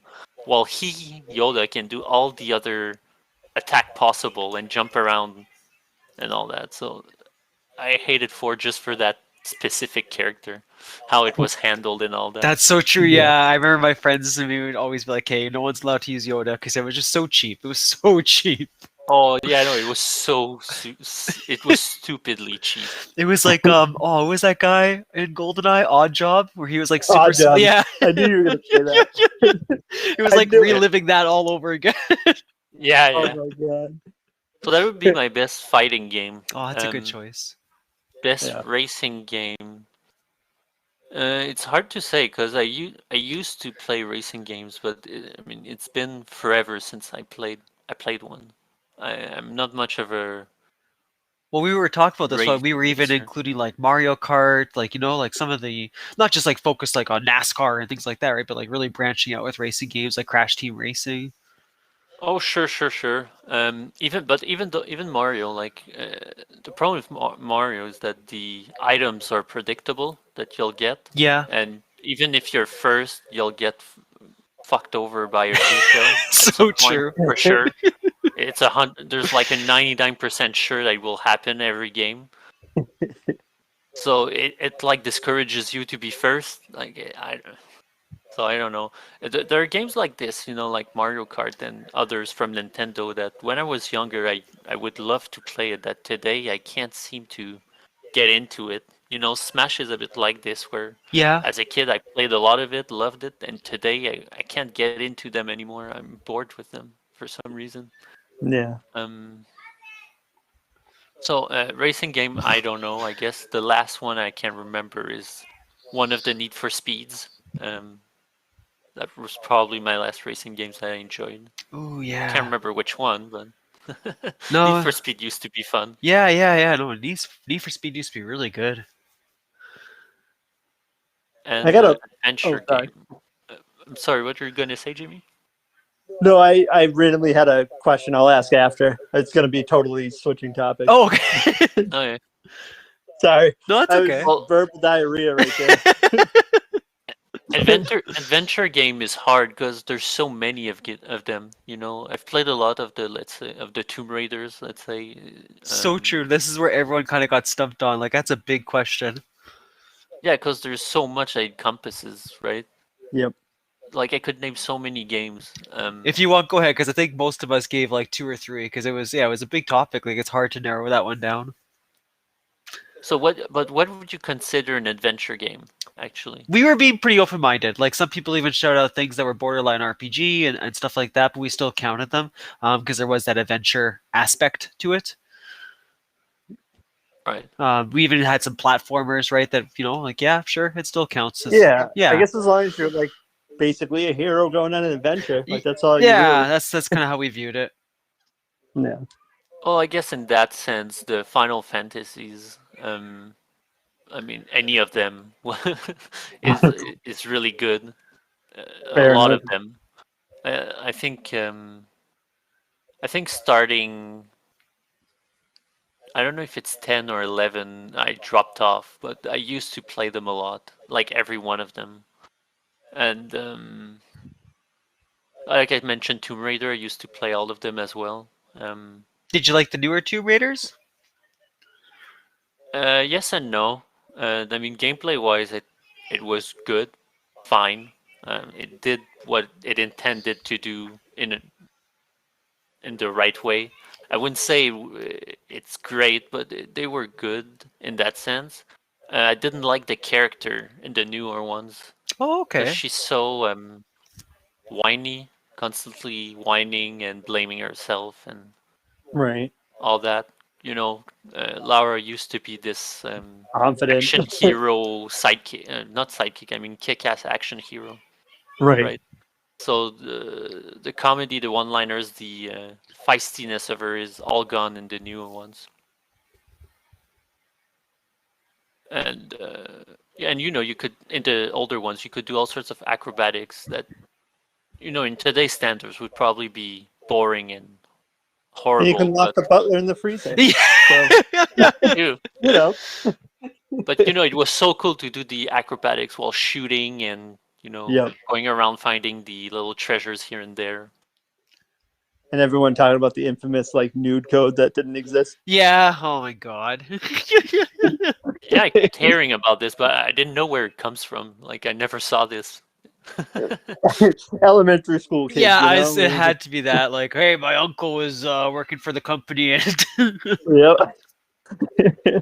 I mean, Conquer Bad Fur Day would be an adventure game for sure. oh yeah, True. You go through every trope and every story possible. You go from a drunk that has lost his way to fighting in a war to Dracula's castle. There's just everything in that game. That would be my best adventure game for sure, I would say. yeah, that one was really good. Same with what was the other one they had? Banjo Kazooie. That was another really good one for adventures. Yeah, it was good, Yeah. but not Conquer. No. I agree. Yeah. I agree. Conquer definitely took it to the next level. I know one of the other shoutouts we had was Sly Cooper. I don't know how you felt about that one. I thought that was a pretty decent series. Yeah, it was. The problem is like Cooper is that the more that it went on, the more you started bringing in like the friends that would help him. Yeah. And then you started, the less he would play Sly Cooper himself. Yeah. And Very so true. it started well, but as it got on, it wasn't that great. I know because I did the Jonesy method where I started number 3 first, so I worked my way backwards, and yeah, like I enjoyed 3, like it got me into the game, but yeah, definitely when I got to number 1, I was like, okay, this is way better. Like, Ratchet and Clank's doing well though. yeah, Oh yeah, Ratchet and Clank is another one that's really good. Yeah. Yeah. And I really like the most recent one too. I actually had a good time with that one. But yeah, no, we don't have any of those games anymore. Zelda, Ratchet and Clank, or whatever. They're all different games. They all have these elements of adventure elements where you have a goal, but along the way you have puzzles, you have combat moments, you have a variation of of those two aspects, and you don't get that anymore. You either get puzzles and or gathering or crafting. so true. Right. And not puzzles, I mean combat, gathering, and crafting. Yeah, Puzzles just are dead today. need more lighthearted fun and just like basically feel like you're going along for a ride and like you want to keep going because it's engaging enough. It doesn't have to be super complicated. You don't need to have crazy stuff going on. Just like keep it engaging, keep it fun, and just keep the pace of the story going in a not like a super fast speed, but also not so slow that like you feel like you're getting nowhere. It's that Yeah. fine line you Yeah. got to dance on. There's that cheesy comedy too that really made them so good. Like I think a Spyro and like Oh, Crash. love it. Even Yeah. what's his name? Gex. I think he was on N64 and Oh my PlayStation. God. Yeah, like there were so many of those like witty ones that came out at that time. I don't know, they were good. Well, the last game that I played that felt like a comedy was The Outer Worlds. I loved Oh, it just for that because it's so funny. It's so funny. It's a big comedy. It's not like Fallout, which is satirical and Yeah. not sure sometimes it's funny or serious. yeah. This is full on fun. It's way funnier. It's funny, satirical, corporation in space. It's awesome. Just the playing it just for the writing is worth it. Like I love that game. That's good to know because I have it downloaded actually. I haven't needed to play that one. You Same. should. Like the problem with the Other World is that it's a bit archaic in the way it's made. Like it's made like an old Fallout, Okay. so it feels old a bit, and So for us, it's when it perfect. shouldn't. It feels it feels older than when it came out, and not in a good way. Yeah. But the writing is so good that I just forget about it and laugh my way all the way through. Love That's that game. awesome. Sorry, Jimmy. What was your question you had earlier? So I had a thought of like, has there ever been like a video game genre that you really tried to or wanted to get into, but every time you try it, you just can't? Oh, big time, big time. It's a good question. Like for me, it's RTSs. Like I've always had buddies that were really into those like real time strategy. Like everything kind of happens for you, but you like plan it out and you're managing everything like that. I've never been able to like get into those. Like what is it? Why can't I think of the name of it? Command and Conquer. There's a really big one. StarCraft. Oh, StarCraft. Yeah. Oh right, yeah. Yeah, stuff like that. Like I just never was able to. And I've tried it so many times. Like I even tried the Halo Wars one, Oh which yeah. I thought I could get into because it was Halo, and I couldn't because I still have the stubbornness of I can't play games that are like that because I need to be in it and like being the one running down and gunning everything. I can't stand to like be like go do this and then watch it happen. I don't know, for some reason that just like I have a disconnect and I've never been able to get into those. But yeah.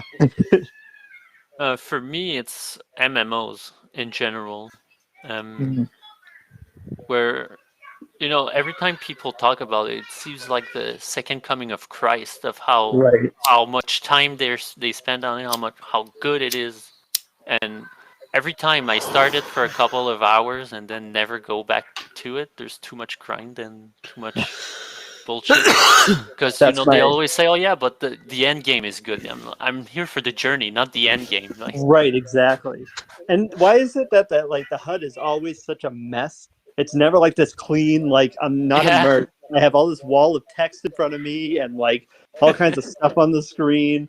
And like, the combat is like it's that weird in between, right? Because it's not like 1-to-1. I know that they're starting to do some that are like more action oriented, but like the combat for MMOs typically was like, click and wait for him to do it, but it's like a weird in between of turn based and not really turn based. yeah, and like for some reason that turns me off because I love turn based, but I also love action. But for some reason, when you go in this weird gray area in between, it just does nothing for me. yeah, That's why I same. couldn't get into Xenoblade Chronicles. I know combat is weird to me, and it's why I can't get into Final Fantasy 12 as well. It's really Yeah. tough. Anything that is automatic, I don't like it. Like, Right. I need I'm playing it. I want to be the one to do it, right? Right. And turn-based combat, I used to love them when I was younger, but today, for some reason, I can't get into them anymore. Mm. I just can't for some reason. I get it's just I don't know. I guess we're so past from that because we used to Well- not be able to do action. Today we can do it, and just looking at numbers go up and down, I just can't do them. Which links it with the MMOs, which is what you do. You walk to a place, watch the numbers goes up, go down for 500 wolves, Yep. and then you come back and even the writing often I find is not engaging in MMOs because I would think maybe it's the writing, maybe the story and all that, but no, it's Oh, often God, quite excuse me. generic. Jesus. Right. So I'm not sure why it gathers so much interest. I don't mind paragraphs of writing if like it's actually interesting and engaging, but when you get like a wall of text that's generic and like in the end really means nothing and doesn't carry you forward into the story or like even into the world and immersing you, there's really no point. It's just filling space. And that's The other one I was going to say is MOBAs and battle royales. Those are two genres. Battle royales, I can't do them, any of them. I've tried many of them, and it's just I'm bored every time. Yep. Walking for 15 minutes to then get sniped. Hate it. I don't know. Sleepy said you're pretty MOBAs, there's only badass at Smite. Valorant. Oh yeah, but Valorant is not a battle Yeah. royale. Yeah, that's what That's true. 5v5. JW over here. Yeah, and JW over here was like carrying us the whole game. It's crazy. but yeah, no, because Valorant is well made. The Yep. map are well made. Their characters are all super balanced and well made. The skills are all well made. Like I don't have a lot of bad things to say about it. Besides the people who are brain dead. But hey, what do I know? It almost has that old school like arena shooter feel too in some Yeah. ways. Yeah, know? yeah. I mean, not at all, but yes, I know what you mean. There's this because Yeah. none of the gameplay elements of arena shooters is there. Right. But there is a feeling, this sort of feeling of that. I don't know if it's in the movement, but there's something there. Yes. Yeah, also a it's horror hard to game. explain. It's also a horror game. Oh yes, Just it can say- be a horror game. Yeah. When it's But it's 5v1. Yeah, or you're 1v1 and you don't know where that person's at and they pop out out of nowhere and knifes you. Yeah. Scary. It's like what? But yeah. So I had to hop in when I heard Valorant. So What about you, Sleepy? What's some of the video game genres that you don't like? shoot, that's really hard to say. I don't know. Damn, kind of like everything. Like I like not to disagree with JW over here. I actually really like MMOs. Like some type of story to it, right? So that's why like for me that's like something to look forward to. One thing I don't think I have a genre like probably zombie games and horror games. I can't handle. As a lobby that I saw on Judd's stream when I came over and gave him a haircut. It's a definitely no for horror games. I really don't like horror games, especially if I'm playing by myself. But if I play with with you guys or my my other group of friends, that's a different story. That's we could all be scared together. But like if I'm playing by myself, that's a no, thank you. Sleepy won't touch it. I won't. But when you have an amazing boyfriend who likes to scare you while playing scary video games, that kind of makes you put like PTSD mode. Yeah, we had some good But, clips in that stream. Yeah, and it's just I don't know. I think the only I just not like I dislike is part horror games for me, but doesn't mean I won't play. but it's just I think that's one genre that I kind of don't like. It's horror. It's a little bit of zombies because sometimes they like to pop out of nowhere too. You didn't like Dead Island 2? Yeah, that's so scary. But like when you're playing like Call of Duty, right? You're playing like zombie mode. You're like, okay, I got everyone, and there's one behind you. You're like, where the hell do you come from? Like, God, I got everyone. But like, those are like funny moments. But like, just, straight up horror games, like what Judd's made me play. I was like, and you just don't know when they're not pop out and scare you, and on the noises, just like, oh my God.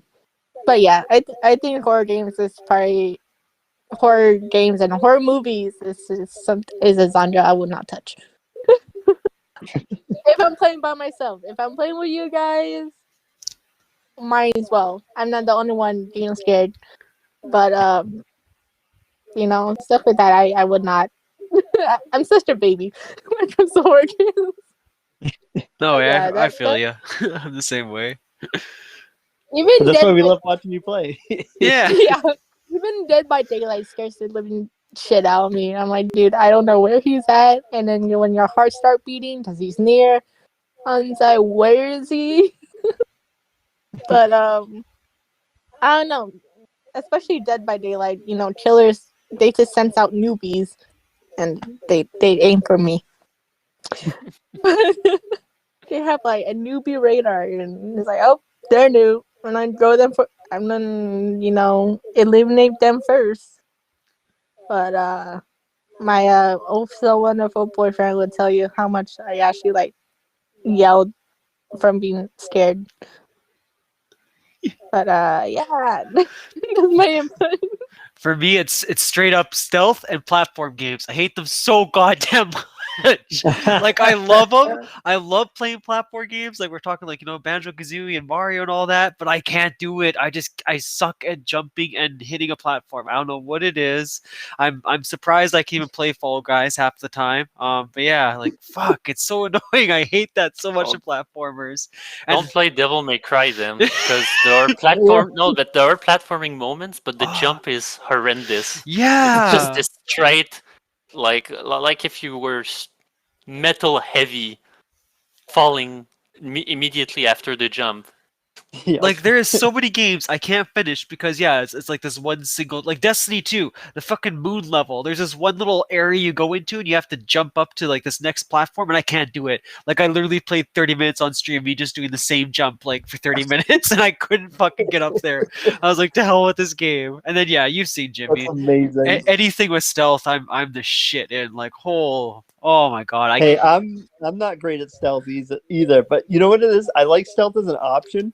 I don't like stealth when it's forced.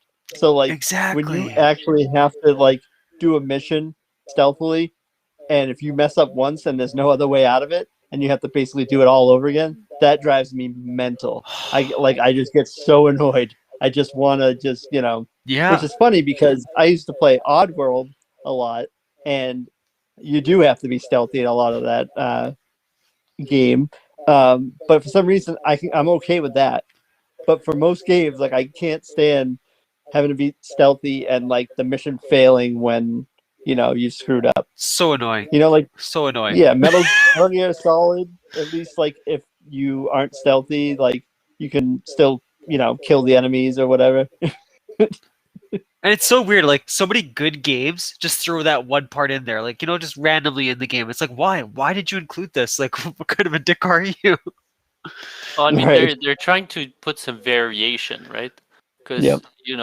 in a game like, let's say, Devil May Cry, instead of having full action, then they need to have a way of changing the pace a bit. So they put in a puzzle bit, but that requires a bit of platforming, let's say.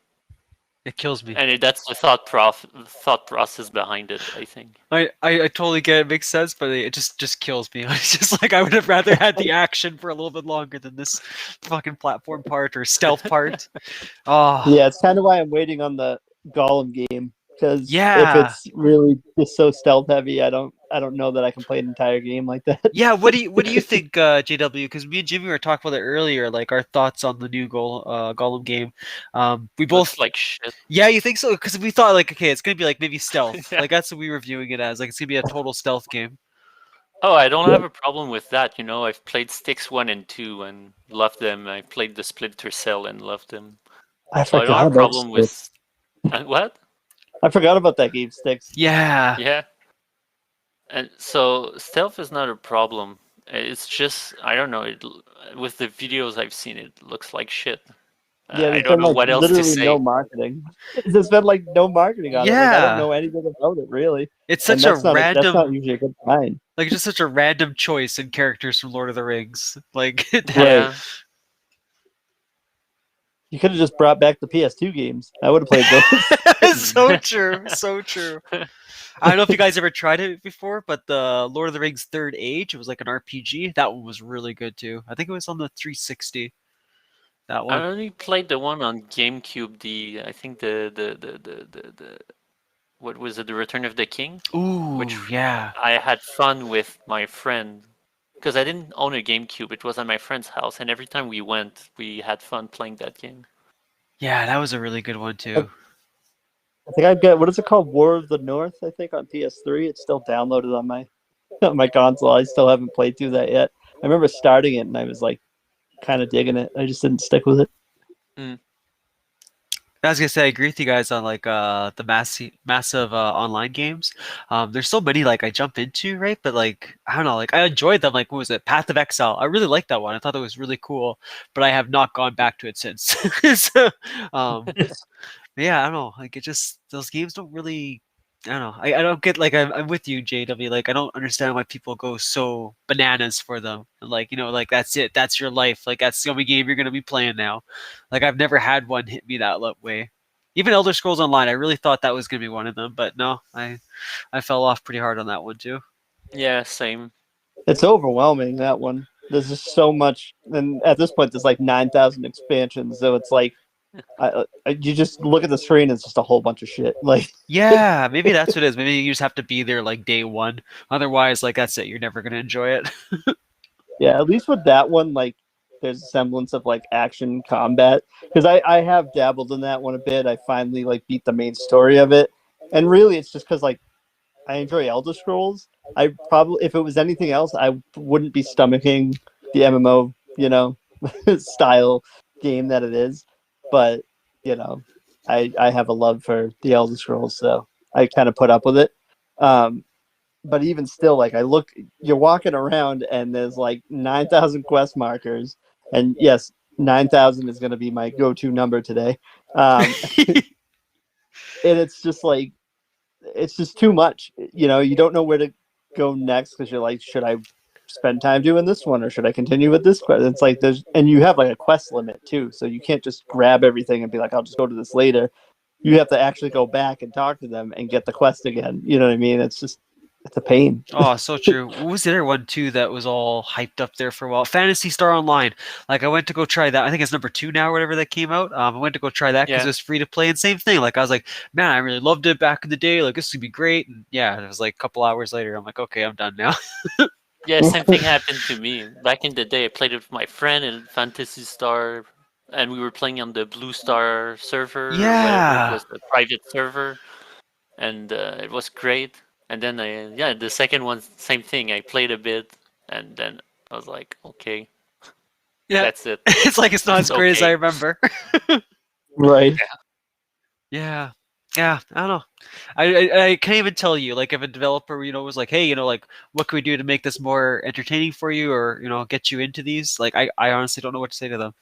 Because really, like, I don't know, there's nothing. Don't make an MMO. Yeah, literally, that's pretty much it. And then, sorry, there was another point you made too earlier, Jimmy. I meant to add on to was open worlds. When you were talking like how everyone does it nowadays, I 100% agree with you. Like, I think.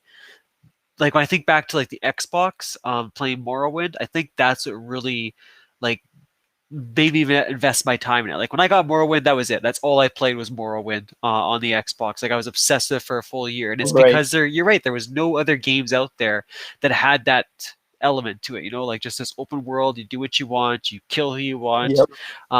Yeah, and it was fun and exciting. Maybe that's, I don't know, maybe that's why now like I wasn't as into Skyrim, because it's, you know, it's all out there already. Like I can play any game that does this Right. now.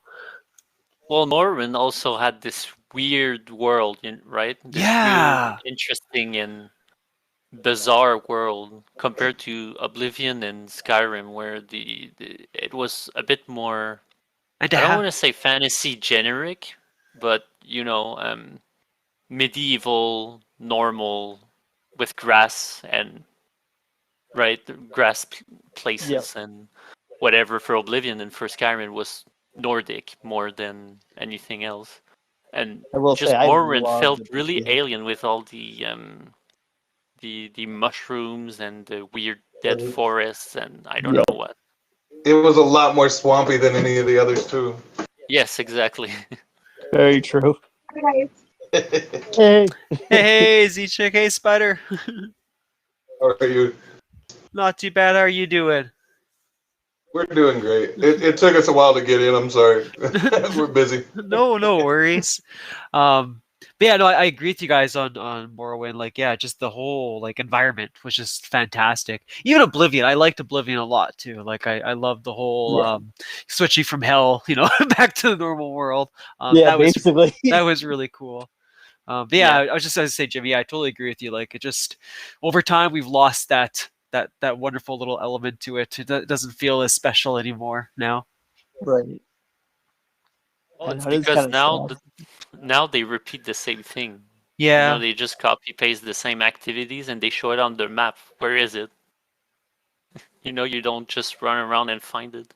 Very true. That's why I always fight for quality over quantity. Like, it's almost like an obligation. They throw all these like fetch quests and all this like, tedious stuff that like isn't actually fun to do. Like for me, like a good side quest is one that like adds to the story, or at least adds some kind of side thing that's meaningful and impactful to the player at the very least, if not to the story. Oh yeah, I agree. Yeah. Like I'm sure if I was to tell you guys, like when you start up Morrowind, if you remember that first moment leaving the town and the guy falls from the sky, right, and crashes down to the earth, like just stupid moments like that, right, that really made that game stood out. Whereas Skyrim, like I remember random people coming up to me, or dragons. I mean, dragons obviously were the big element to that one, but I don't know. Like there was a lot in Morrowind and Oblivion I found. Like what was the thing in Oblivion? I think it was you turn level 10, you finally get a unicorn attacking you. Like just stupid little shit like that, right? That really made the game. Or even Morrowind, when they had the Dark Brotherhood. Your first time you killed someone, right? You got that secret little letter saying "I know what you did." Yeah, just I don't know. There was a lot in that game. I really loved it. Yep. Morrowind's definitely my favorite in the series. Fair enough. I love them all. Yeah, I say because you're a pretty big fan of Skyrim, Spider. Yeah. Oh yeah. It's his fault I am the way I am. Like like I do like the game, but like out of like your opinion, like what really drives you in Skyrim? Like what like interests you so much about that one? Me or Spider? Spider, sorry. You two Z-Chick afterwards. The fact that I started with the very first Elder Scrolls, beat it, it was awesome. Played the second one, beat it, it was awesome. Played Morrowind, it was the most awesome game I ever played. And then I played, Oblivion, obviously, and it wasn't quite as good for me as Morrowind, but it was still a good game. Yeah. And I just felt like when Skyrim came out, I kind of had to beat it, being that I beat all the rest, and that's kind of what my driving force was. But there's a lot of little nuances and stuff. I really didn't like it at first, and it kind of grew on me. Okay, so we're kind of in the same boat too, because that's how I felt. Like it didn't really hit me at first, but after a while, like, I mean, again, I'm probably gonna jump into Morrowind or Oblivion ahead of time, but like I will play Skyrim and actually, I find it a little bit better this time around. But sorry, Z-Chick, yeah, what was your thoughts on Skyrim? I love everything about it. It was the first game that I ever played. It was the first game that I ever played that was that style. Like I had never, aside from like match 3 games or like a Sonic or Mario. I never played anything like that. Not even Legend of Zelda. Like none of those games. No I action just, RPGs. yeah, Wow, no. So wow. that was my very first game. And when I first started it, I was like, what the shit? It is so beautiful in here. Like, I want to live here. And then just walking around, I don't know, like 5 minutes into the game, I fell into a Falmer cave. I was on medium difficulty. And it was just so badass. I was like, oh, my God, I'm going to do this. I'm going to do this. I'm going to kick everybody's ass. And it's going to be great. And I was not ready for any of that, but I survived. And then I was like, I'm in love. And then I was like, what else can I do? And then I was like, ooh, is there this in here? Because I hadn't even seen a trailer for this game. Nothing. Oh And so my I just like the god. discovery of everything. Like no sneak peeks, no spoilers. Like all my mods used to yell at people that would come in and be like, "Oh, you need to do this." They'd be like, "Shh." I'd be like, "Yeah, no spoilers." Like, yeah, it was great. It's still great. I'm gonna play it later. No, that is a hell of an experience. Like to not know anything about that game and just to like jump up and play it. Like I can see why you Oh love my it so God. much. Like yeah, Yeah, that's I spent like 12 hours, like my first night. Nuts. that's such a unique way to experience Skyrim. Wow. And I had, you know what was really awesome? It was also, I had Spider in party chat with me. So, like, we were together, like, he was watching me completely experience one of his favorite games. Right. So, it was pretty cool.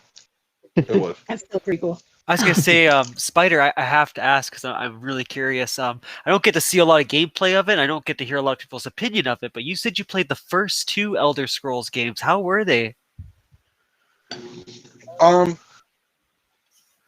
Daggerfall, I mean, for the time, it was insane.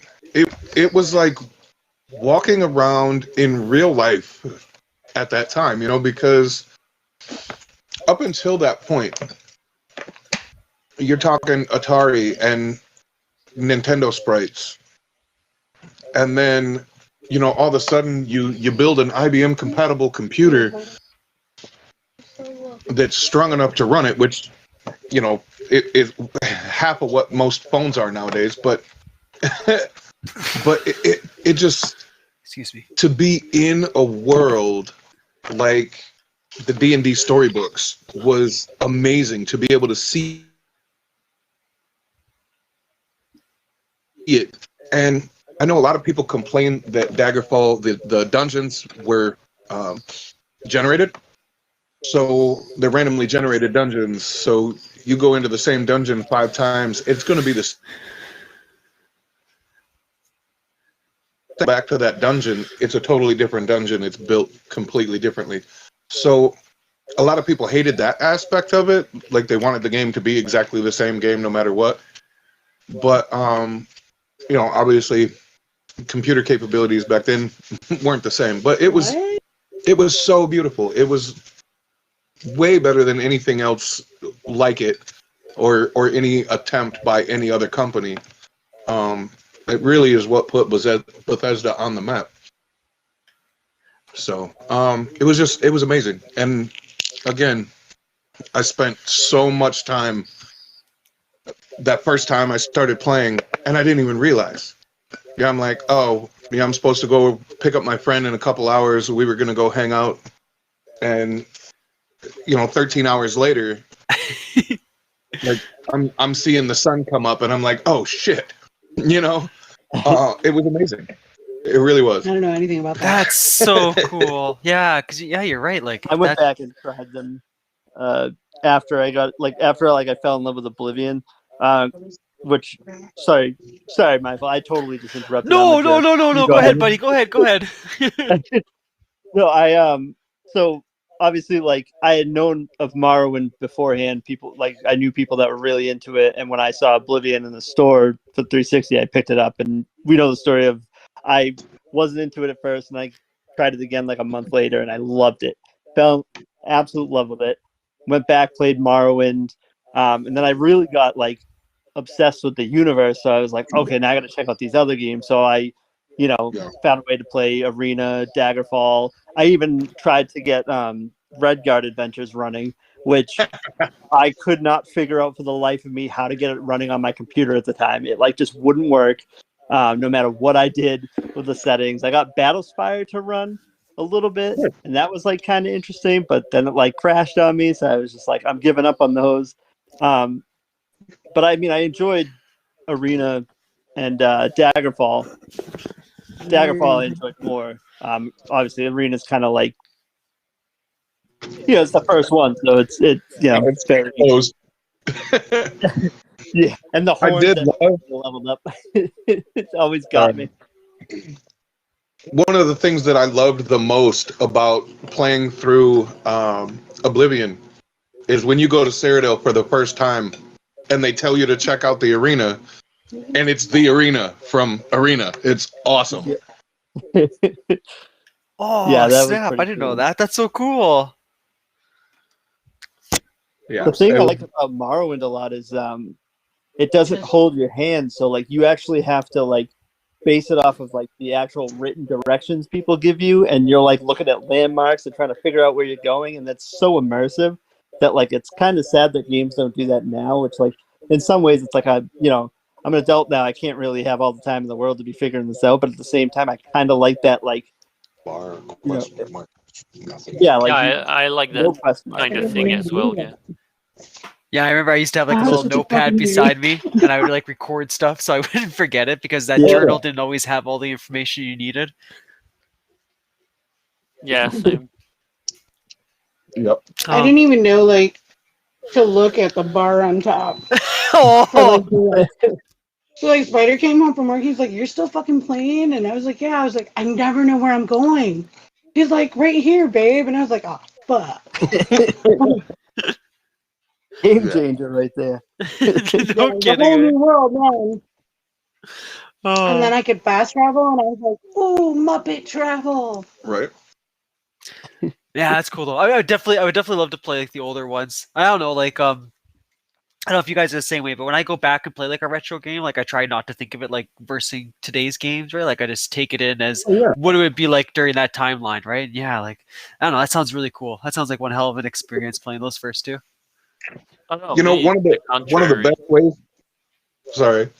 I was just gonna say, me it's the contrary. I like to see how it holds up. I do the same with movies. I tried my hardest to not put nostalgia glasses and try to see if it's actually good or if I just didn't know any better at the time when I was younger. Right. So I find it super interesting. There are a lot of stuff that I still holds up, but there's a lot as well where it's so not good anymore. Right. Yeah, there's a lot of games that I know that I could never. Like no, like UO. He used to play Ultima Online all the time, I played so. and I'm like, I don't even know what's on the screen. It just looks like blended colors. Yeah, the and maybe graphical a horse interface or a was plant. terrible. But yeah. What's that? Sorry, Cheyenne, sorry. You're so funny. She has a dry erase board and she was writing on there messages for me to read. I think you can get Arena and Daggerfall for free legitimately, can't you? Really? Yeah. Yeah. Yeah. I think you can just download them. You'll need like a DOSBox emulator thing, but so Which not the might be Chromebook. there as well. I get what you're teasing at right now. Thanks, Jimmy. yeah. you got it. The GOG, it's there as well. Perfect. Z-Chick and Spider, because you guys didn't get a chance yet to shout out your choices. But earlier we were going around the room, right, and just shouting out our favorite consoles. So again, it could be one of two ways, right, depending on how you played video games. So one option is, you can rank Nintendo, Sega, PlayStation, Xbox, handhelds, whatever your choice might be for your favorite top three in each of those categories. Or if you just only had a few consoles, what was your top three consoles in general that you enjoyed playing? I've only had an Atari, an Xbox, and a PlayStation. That's sick. So what a lineup.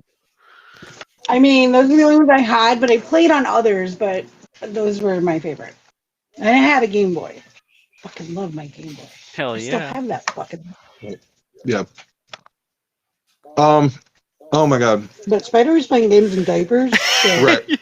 I really was. Oh my gosh, I really, really, honestly was. My Same. grandfather was a table tennis champion, and one year in the late '70s, just as I was being born, he was given a Pong unit, a video console, and Thank you. I seriously grew up playing that until Atari came around, and I mean it just seriously one after the other. But the most people hated the Intellivision system because it was so far advanced. It had the Intellivision controller had 19 freaking buttons, and that came out before the Atari. The Atari sold so well because you didn't have to think. One button. So the Intellivision, definitely based on my coming up, it's still probably nostalgia for me, but the Intellivision, Super Nintendo, and clearly the PlayStation entire line, because why not? I mean, it just they were always more capable than anything else as they came out. So Well, I know Jimmy and JW had like their favorites in PlayStation. Was there a certain console that stood out to you through the PlayStation lineup? yeah, the PlayStation 2, just because it did so much. Yeah. Yep.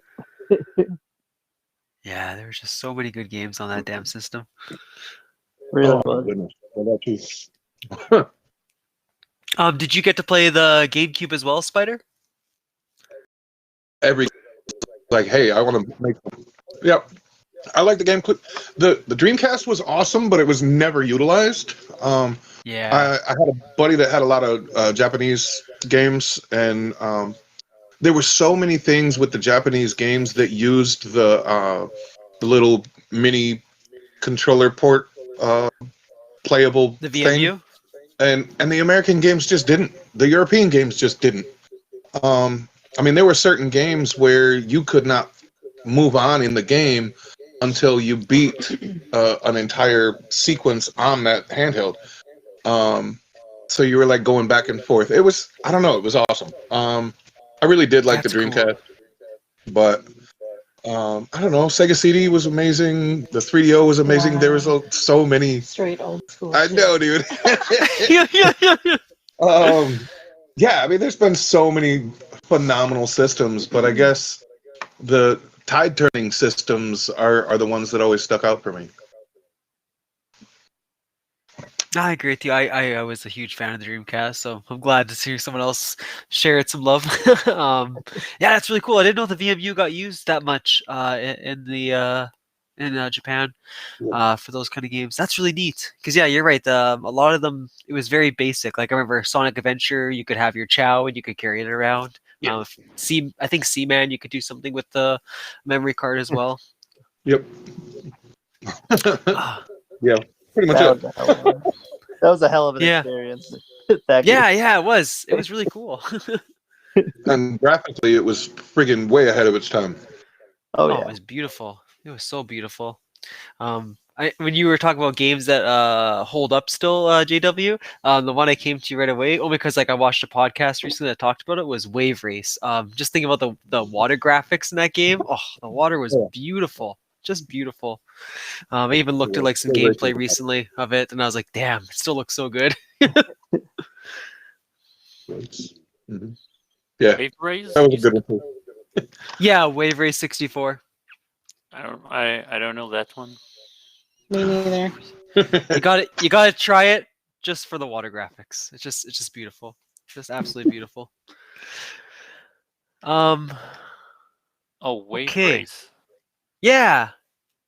Oh, you mentioned just before we got on the something about Phantasy Star. I absolutely loved every Phantasy Star game that ever came out until Phantasy Star Online. It was the worst game I ever played. Oh, really? Like it ruined the entire franchise for me. You're like, fuck this shit. we I'm were out. saying how we didn't like number 2, but yeah, wow, number 1. That's awesome. That's so funny. And one of his favorite games is Command and Conquer. Oh yeah, Oh, Oh such yeah, a good Man of choice Conquer, though. Yuri's so Revenge, good. man. Yeah, Can't beat it. Those, And those what little Yuri's cinema Revenge- scenes, they were so good. So good. yeah. I loved what was it, Red Alert? That one was super funny. Oh, that's Yeah, that's the one. With the expansion Yuri's Revenge, Red Alert is by far, man. It's just they're great. But I It's played so all good, of yeah. And then for the EA PC. had to buy it. them. Ugh. Uh huh. Actually, I think the one I put the most hours into was the Command and Conquer they had on the N64 because I was just so excited that it was on the N64. I agree. I played it on the PlayStation as well. Oh yeah. But yep. I don't see how. I've tried playing RTSs on console and it's horrendous, really, compared to playing on PC. I couldn't do it. I've tried it multiple times and it doesn't work. It doesn't translate well, I find. I mean, you're right. It's totally easy on PC, but it's the fact that you're playing it on a console. It was like when Diablo came out on PlayStation. Like it was just cool that it was on a console. But yeah, like gameplay wise, like I would much rather do a battle on a PC versus doing it on like an N64. Or RTS specifically, yeah. Yeah. I'm not always pro PC, but in RTS's cases, it's so much easier, so much better. Yeah, no, you I have agree. everything. So sorry, I asked at the beginning of the podcast. Some of you might not have heard it, so I'll start off with the individuals that did hear the question. But you might have seen, like through shorts or TikTok, or whatever the case is, right? There's always one of those videos that pops on. They have this speech that they give, and like it was a life-changing moment for them, and it completely changed their direction on how they live their life. So I was curious, doesn't have to be big, huge things, right? But just something that was a memorable moment in your life that might have like changed your course. Just curious what you guys have to share, what kind of stories it might be. But Sleepy, I know you were excited because you said you actually had one right off the bat when I finished this question. So what was your big moment?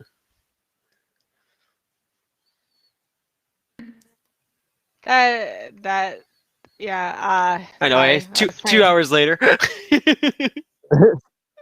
Mine. So I was actually a senior in high school when this happened. Back in 2018. Woo! About 6 years now. Goddamn. But it was. I remember this day like it was like yesterday, right?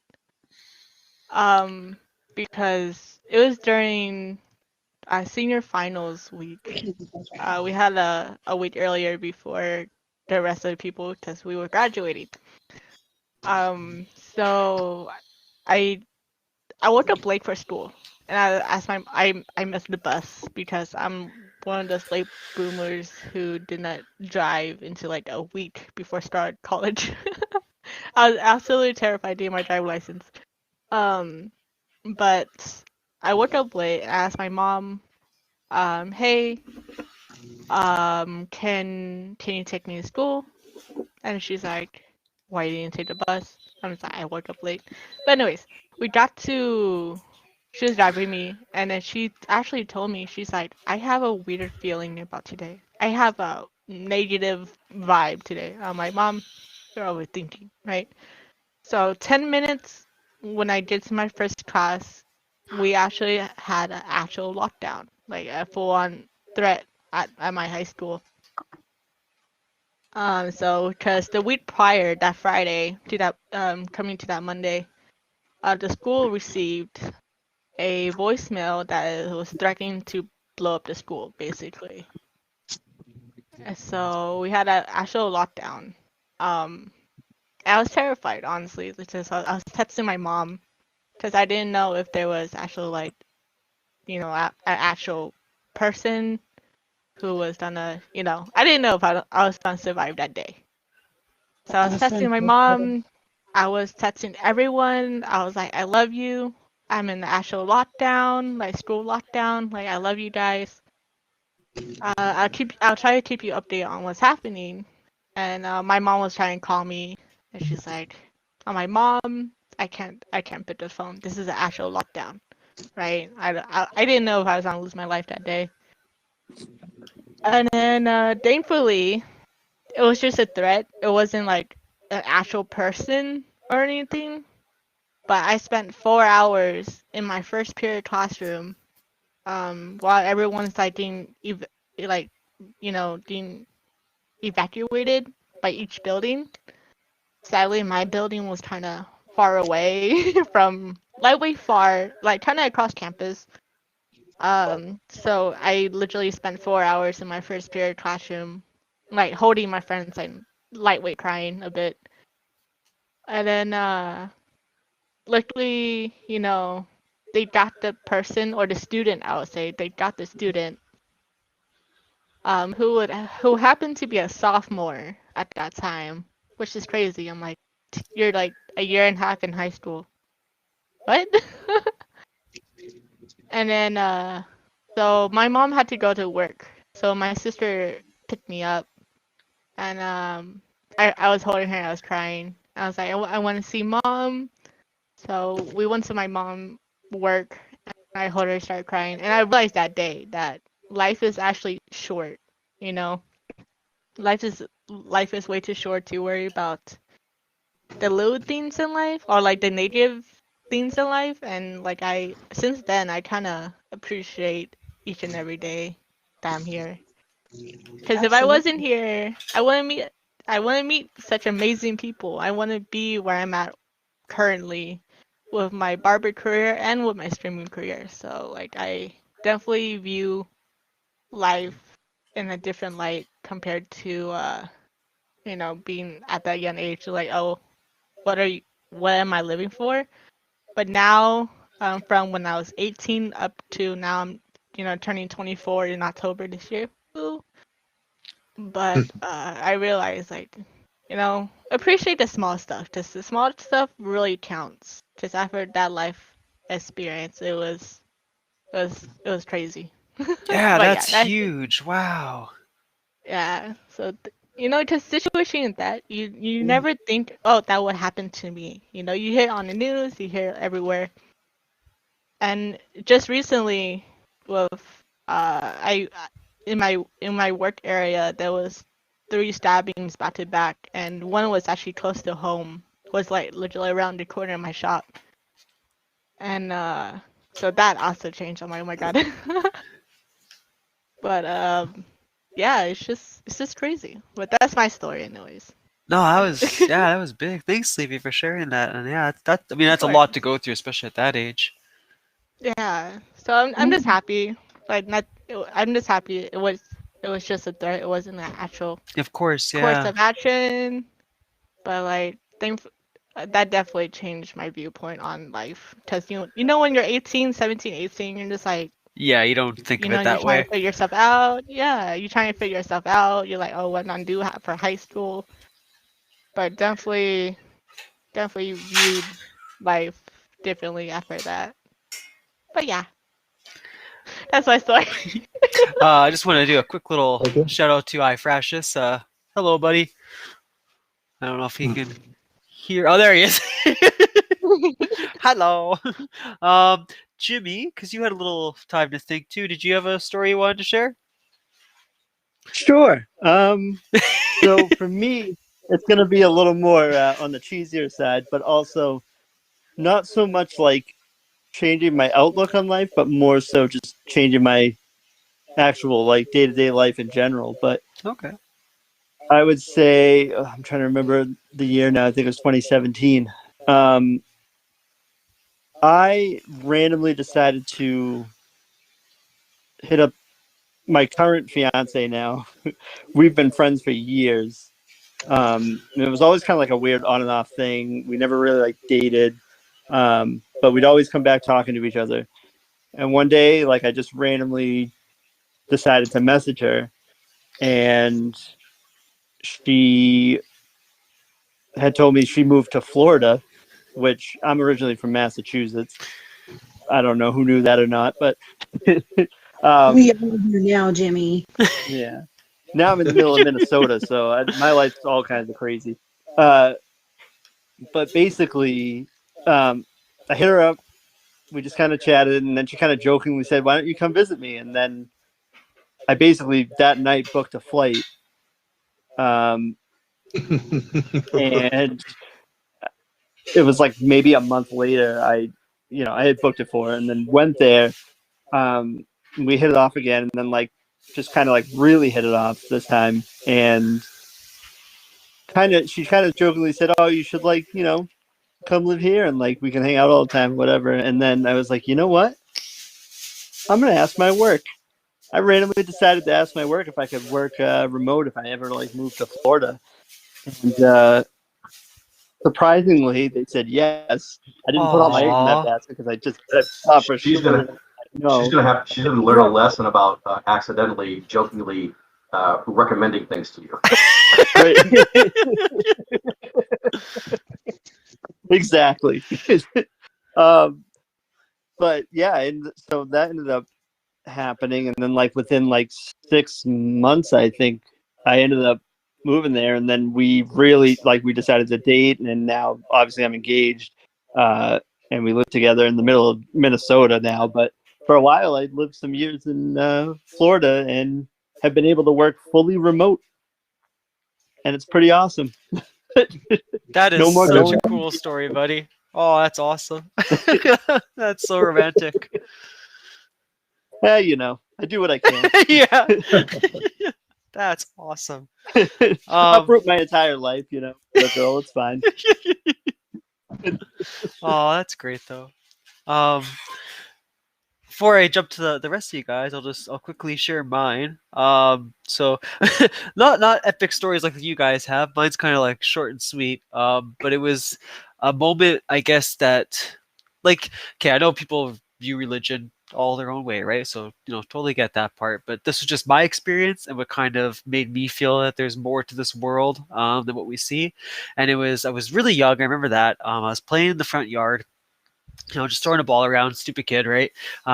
Ended up throwing the ball onto the street, and I shit you not, I ran out to the street, and I remember there was a car coming, like last few seconds, and this whole thing is just so vivid to me. Like even expressing right now, like or telling the story right now, I can see it all like in my head, like what happened. So basically, this car was coming at me. No way in hell it should have stopped. Like no way in hell it should have stopped. It definitely should have smacked into me. I looked to the left, and my grandmother had passed away about a couple months prior to this, and I completely saw her like just I don't know, it was so weird. Like it was her, but it wasn't her in like her final days. You know what I mean? It was more of her in like the fond memories I had. But she was like an angel. Like no doubt about it. Like wings, I'm talking light, everything, right? And she basically put her hand in front of this car and it stopped. And it just immediately stopped. And I remember I looked away again, and then I looked back at the car and she was gone. But there was the handprint, and I watched the handprint just fade away from the roof of the car. And even the guy that was driving it came out, right, freaking out, asked if I was okay. Didn't understand either. He's like, "Holy shit!" Like, I don't know what just happened. He's like, "But like he didn't see anything. No one else saw it. It was just me that saw this whole incident." But that like moment, I guess, kind of changed my life. And I said, I'm not pushing on anyone, obviously, or like to believe in that kind to believe in that kind of stuff. But yeah, for me, like that just made me feel like, okay, yeah, there's definitely more to this. There's I guess my mom was like, down. Like I told her, I was like, yeah, like I believe it. Like I believe that grandma or grandpa's watching us right now. And yeah, it was a really cool moment. Obviously hard to believe. I get it, but yeah, it did happen for me. And yeah, it was really cool. Just a really cool experience. That's beautiful. Yeah, that's really cool. Like my family is very so my mom is Buddhist, right? So I was raised in a Buddhist family household. So that's definitely not to like bring religion into this, but like it was definitely that I would she always raised me that there's more Yeah. to our physical self, and like I totally 100% believe in you. That's so cool. Actually, that's your little guardian angel. Be like, no, not your time, psych, type of moment. Yeah, I'm actually So kind of that's sad really cool. that your mom isn't here because me and her wanted to have that conversation because we kind of talked about that subject and she has a lot of really cool like ghost experiences and stuff like that that I would love to hear. Hopefully when she comes back, right now she's doing a little LOA because she's got a lot of family stuff going on. But she said she will be back. She misses all of us. I don't know if you guys have talked to her yet. If not, reach out. But yeah, me and her we're gonna have a huge, like, big conversation on stream one day about it because she has a lot of really cool stories that I'm looking forward to hearing. But yeah, so for the rest of you guys, do you have any stories you want to share? Do anyone think of any? I don't have any cool stories like that, but I have to go, so Oh yeah, no worries, I have JW. to go get supper and all that. So No There you worries. go. I'm doing the Take same care, after brother. this. until next time. See Bye. you, buddy. Good Bye. chatting with you. How about Z Chick or Spider? I feel like you guys have a pretty cool story. I have lots of stories. I'm just trying to think of like I I'll knew go it. with the first. I don't, I'll go with the What first. happens when you're old? You collect I'm stories. not fucking old, dude. Want to put that out there?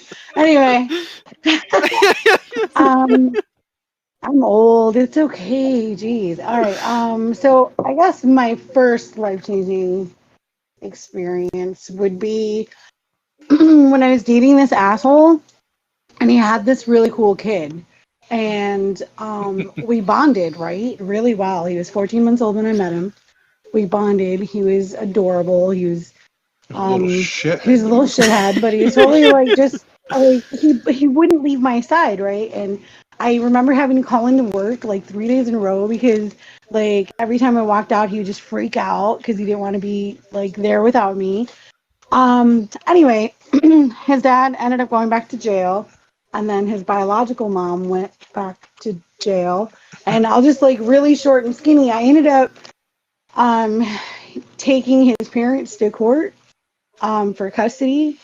And I won, and that's my oldest son, Zach. So he's not Wow. biologically mine, but I decided to be a mom at 19 and raised him as a single mom until Spider came into my life when he was, well, I mean, he came into my life when he was in like kindergarten, first grade, but we didn't start dating until he was in like sixth grade. Yeah. So so that's the story of Zach and I. And there's a lot of people that'll say like, "Oh, Zach, you saved Zach's life," and I think we saved each other in a sense because I was really up to no good around that time.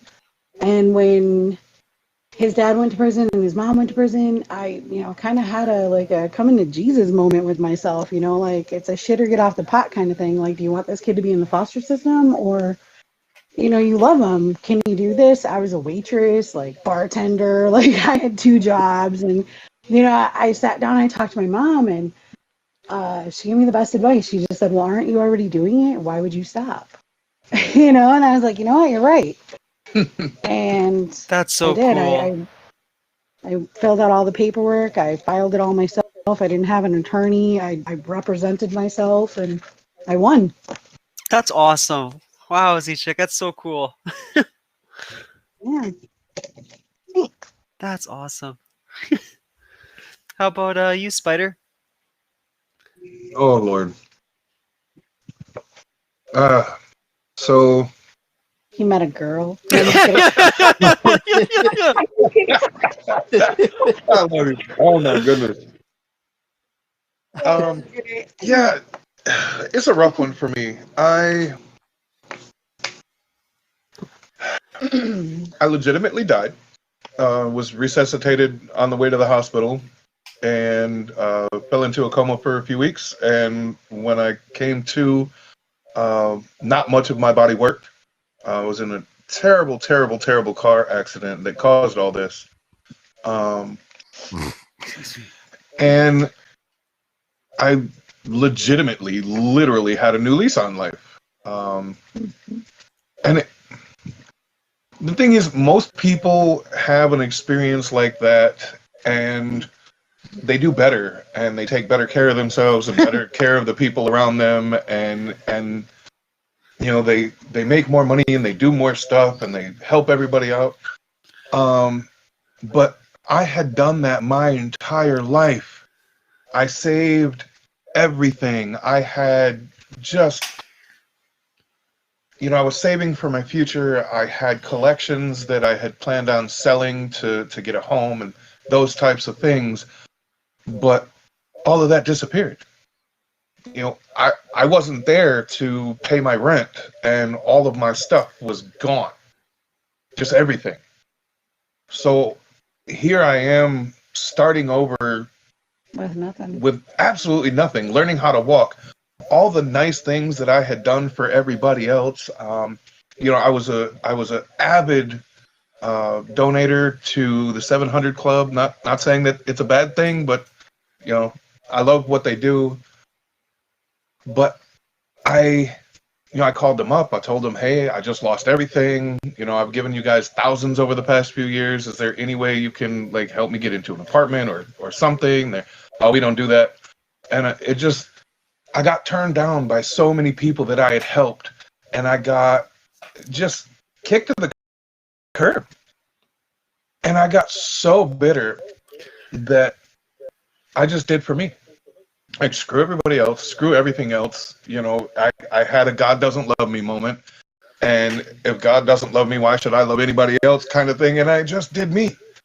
But then I met a priest who brought me back to realize that both ways were wrong. If I was taking care of everybody else and never taking care of myself, you end up dead. But if you're taking care of yourself and no one else, then you get really lonely. So I had to go through it twice, that turning point, that absolute extreme from living life what people say is the right way to living life what everyone knows is the wrong way, to a healthy balance. He's still looking for it. See, chick. So that's that. My moment isn't a moment; it's a couple.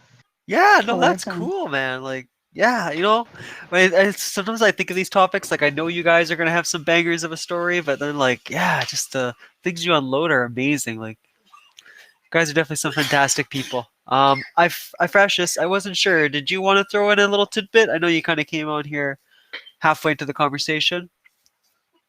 Hi, BFF. Hi, BFF. No, I'm good. I'm just your friendly United Nations observer today. You sexy motherfucker.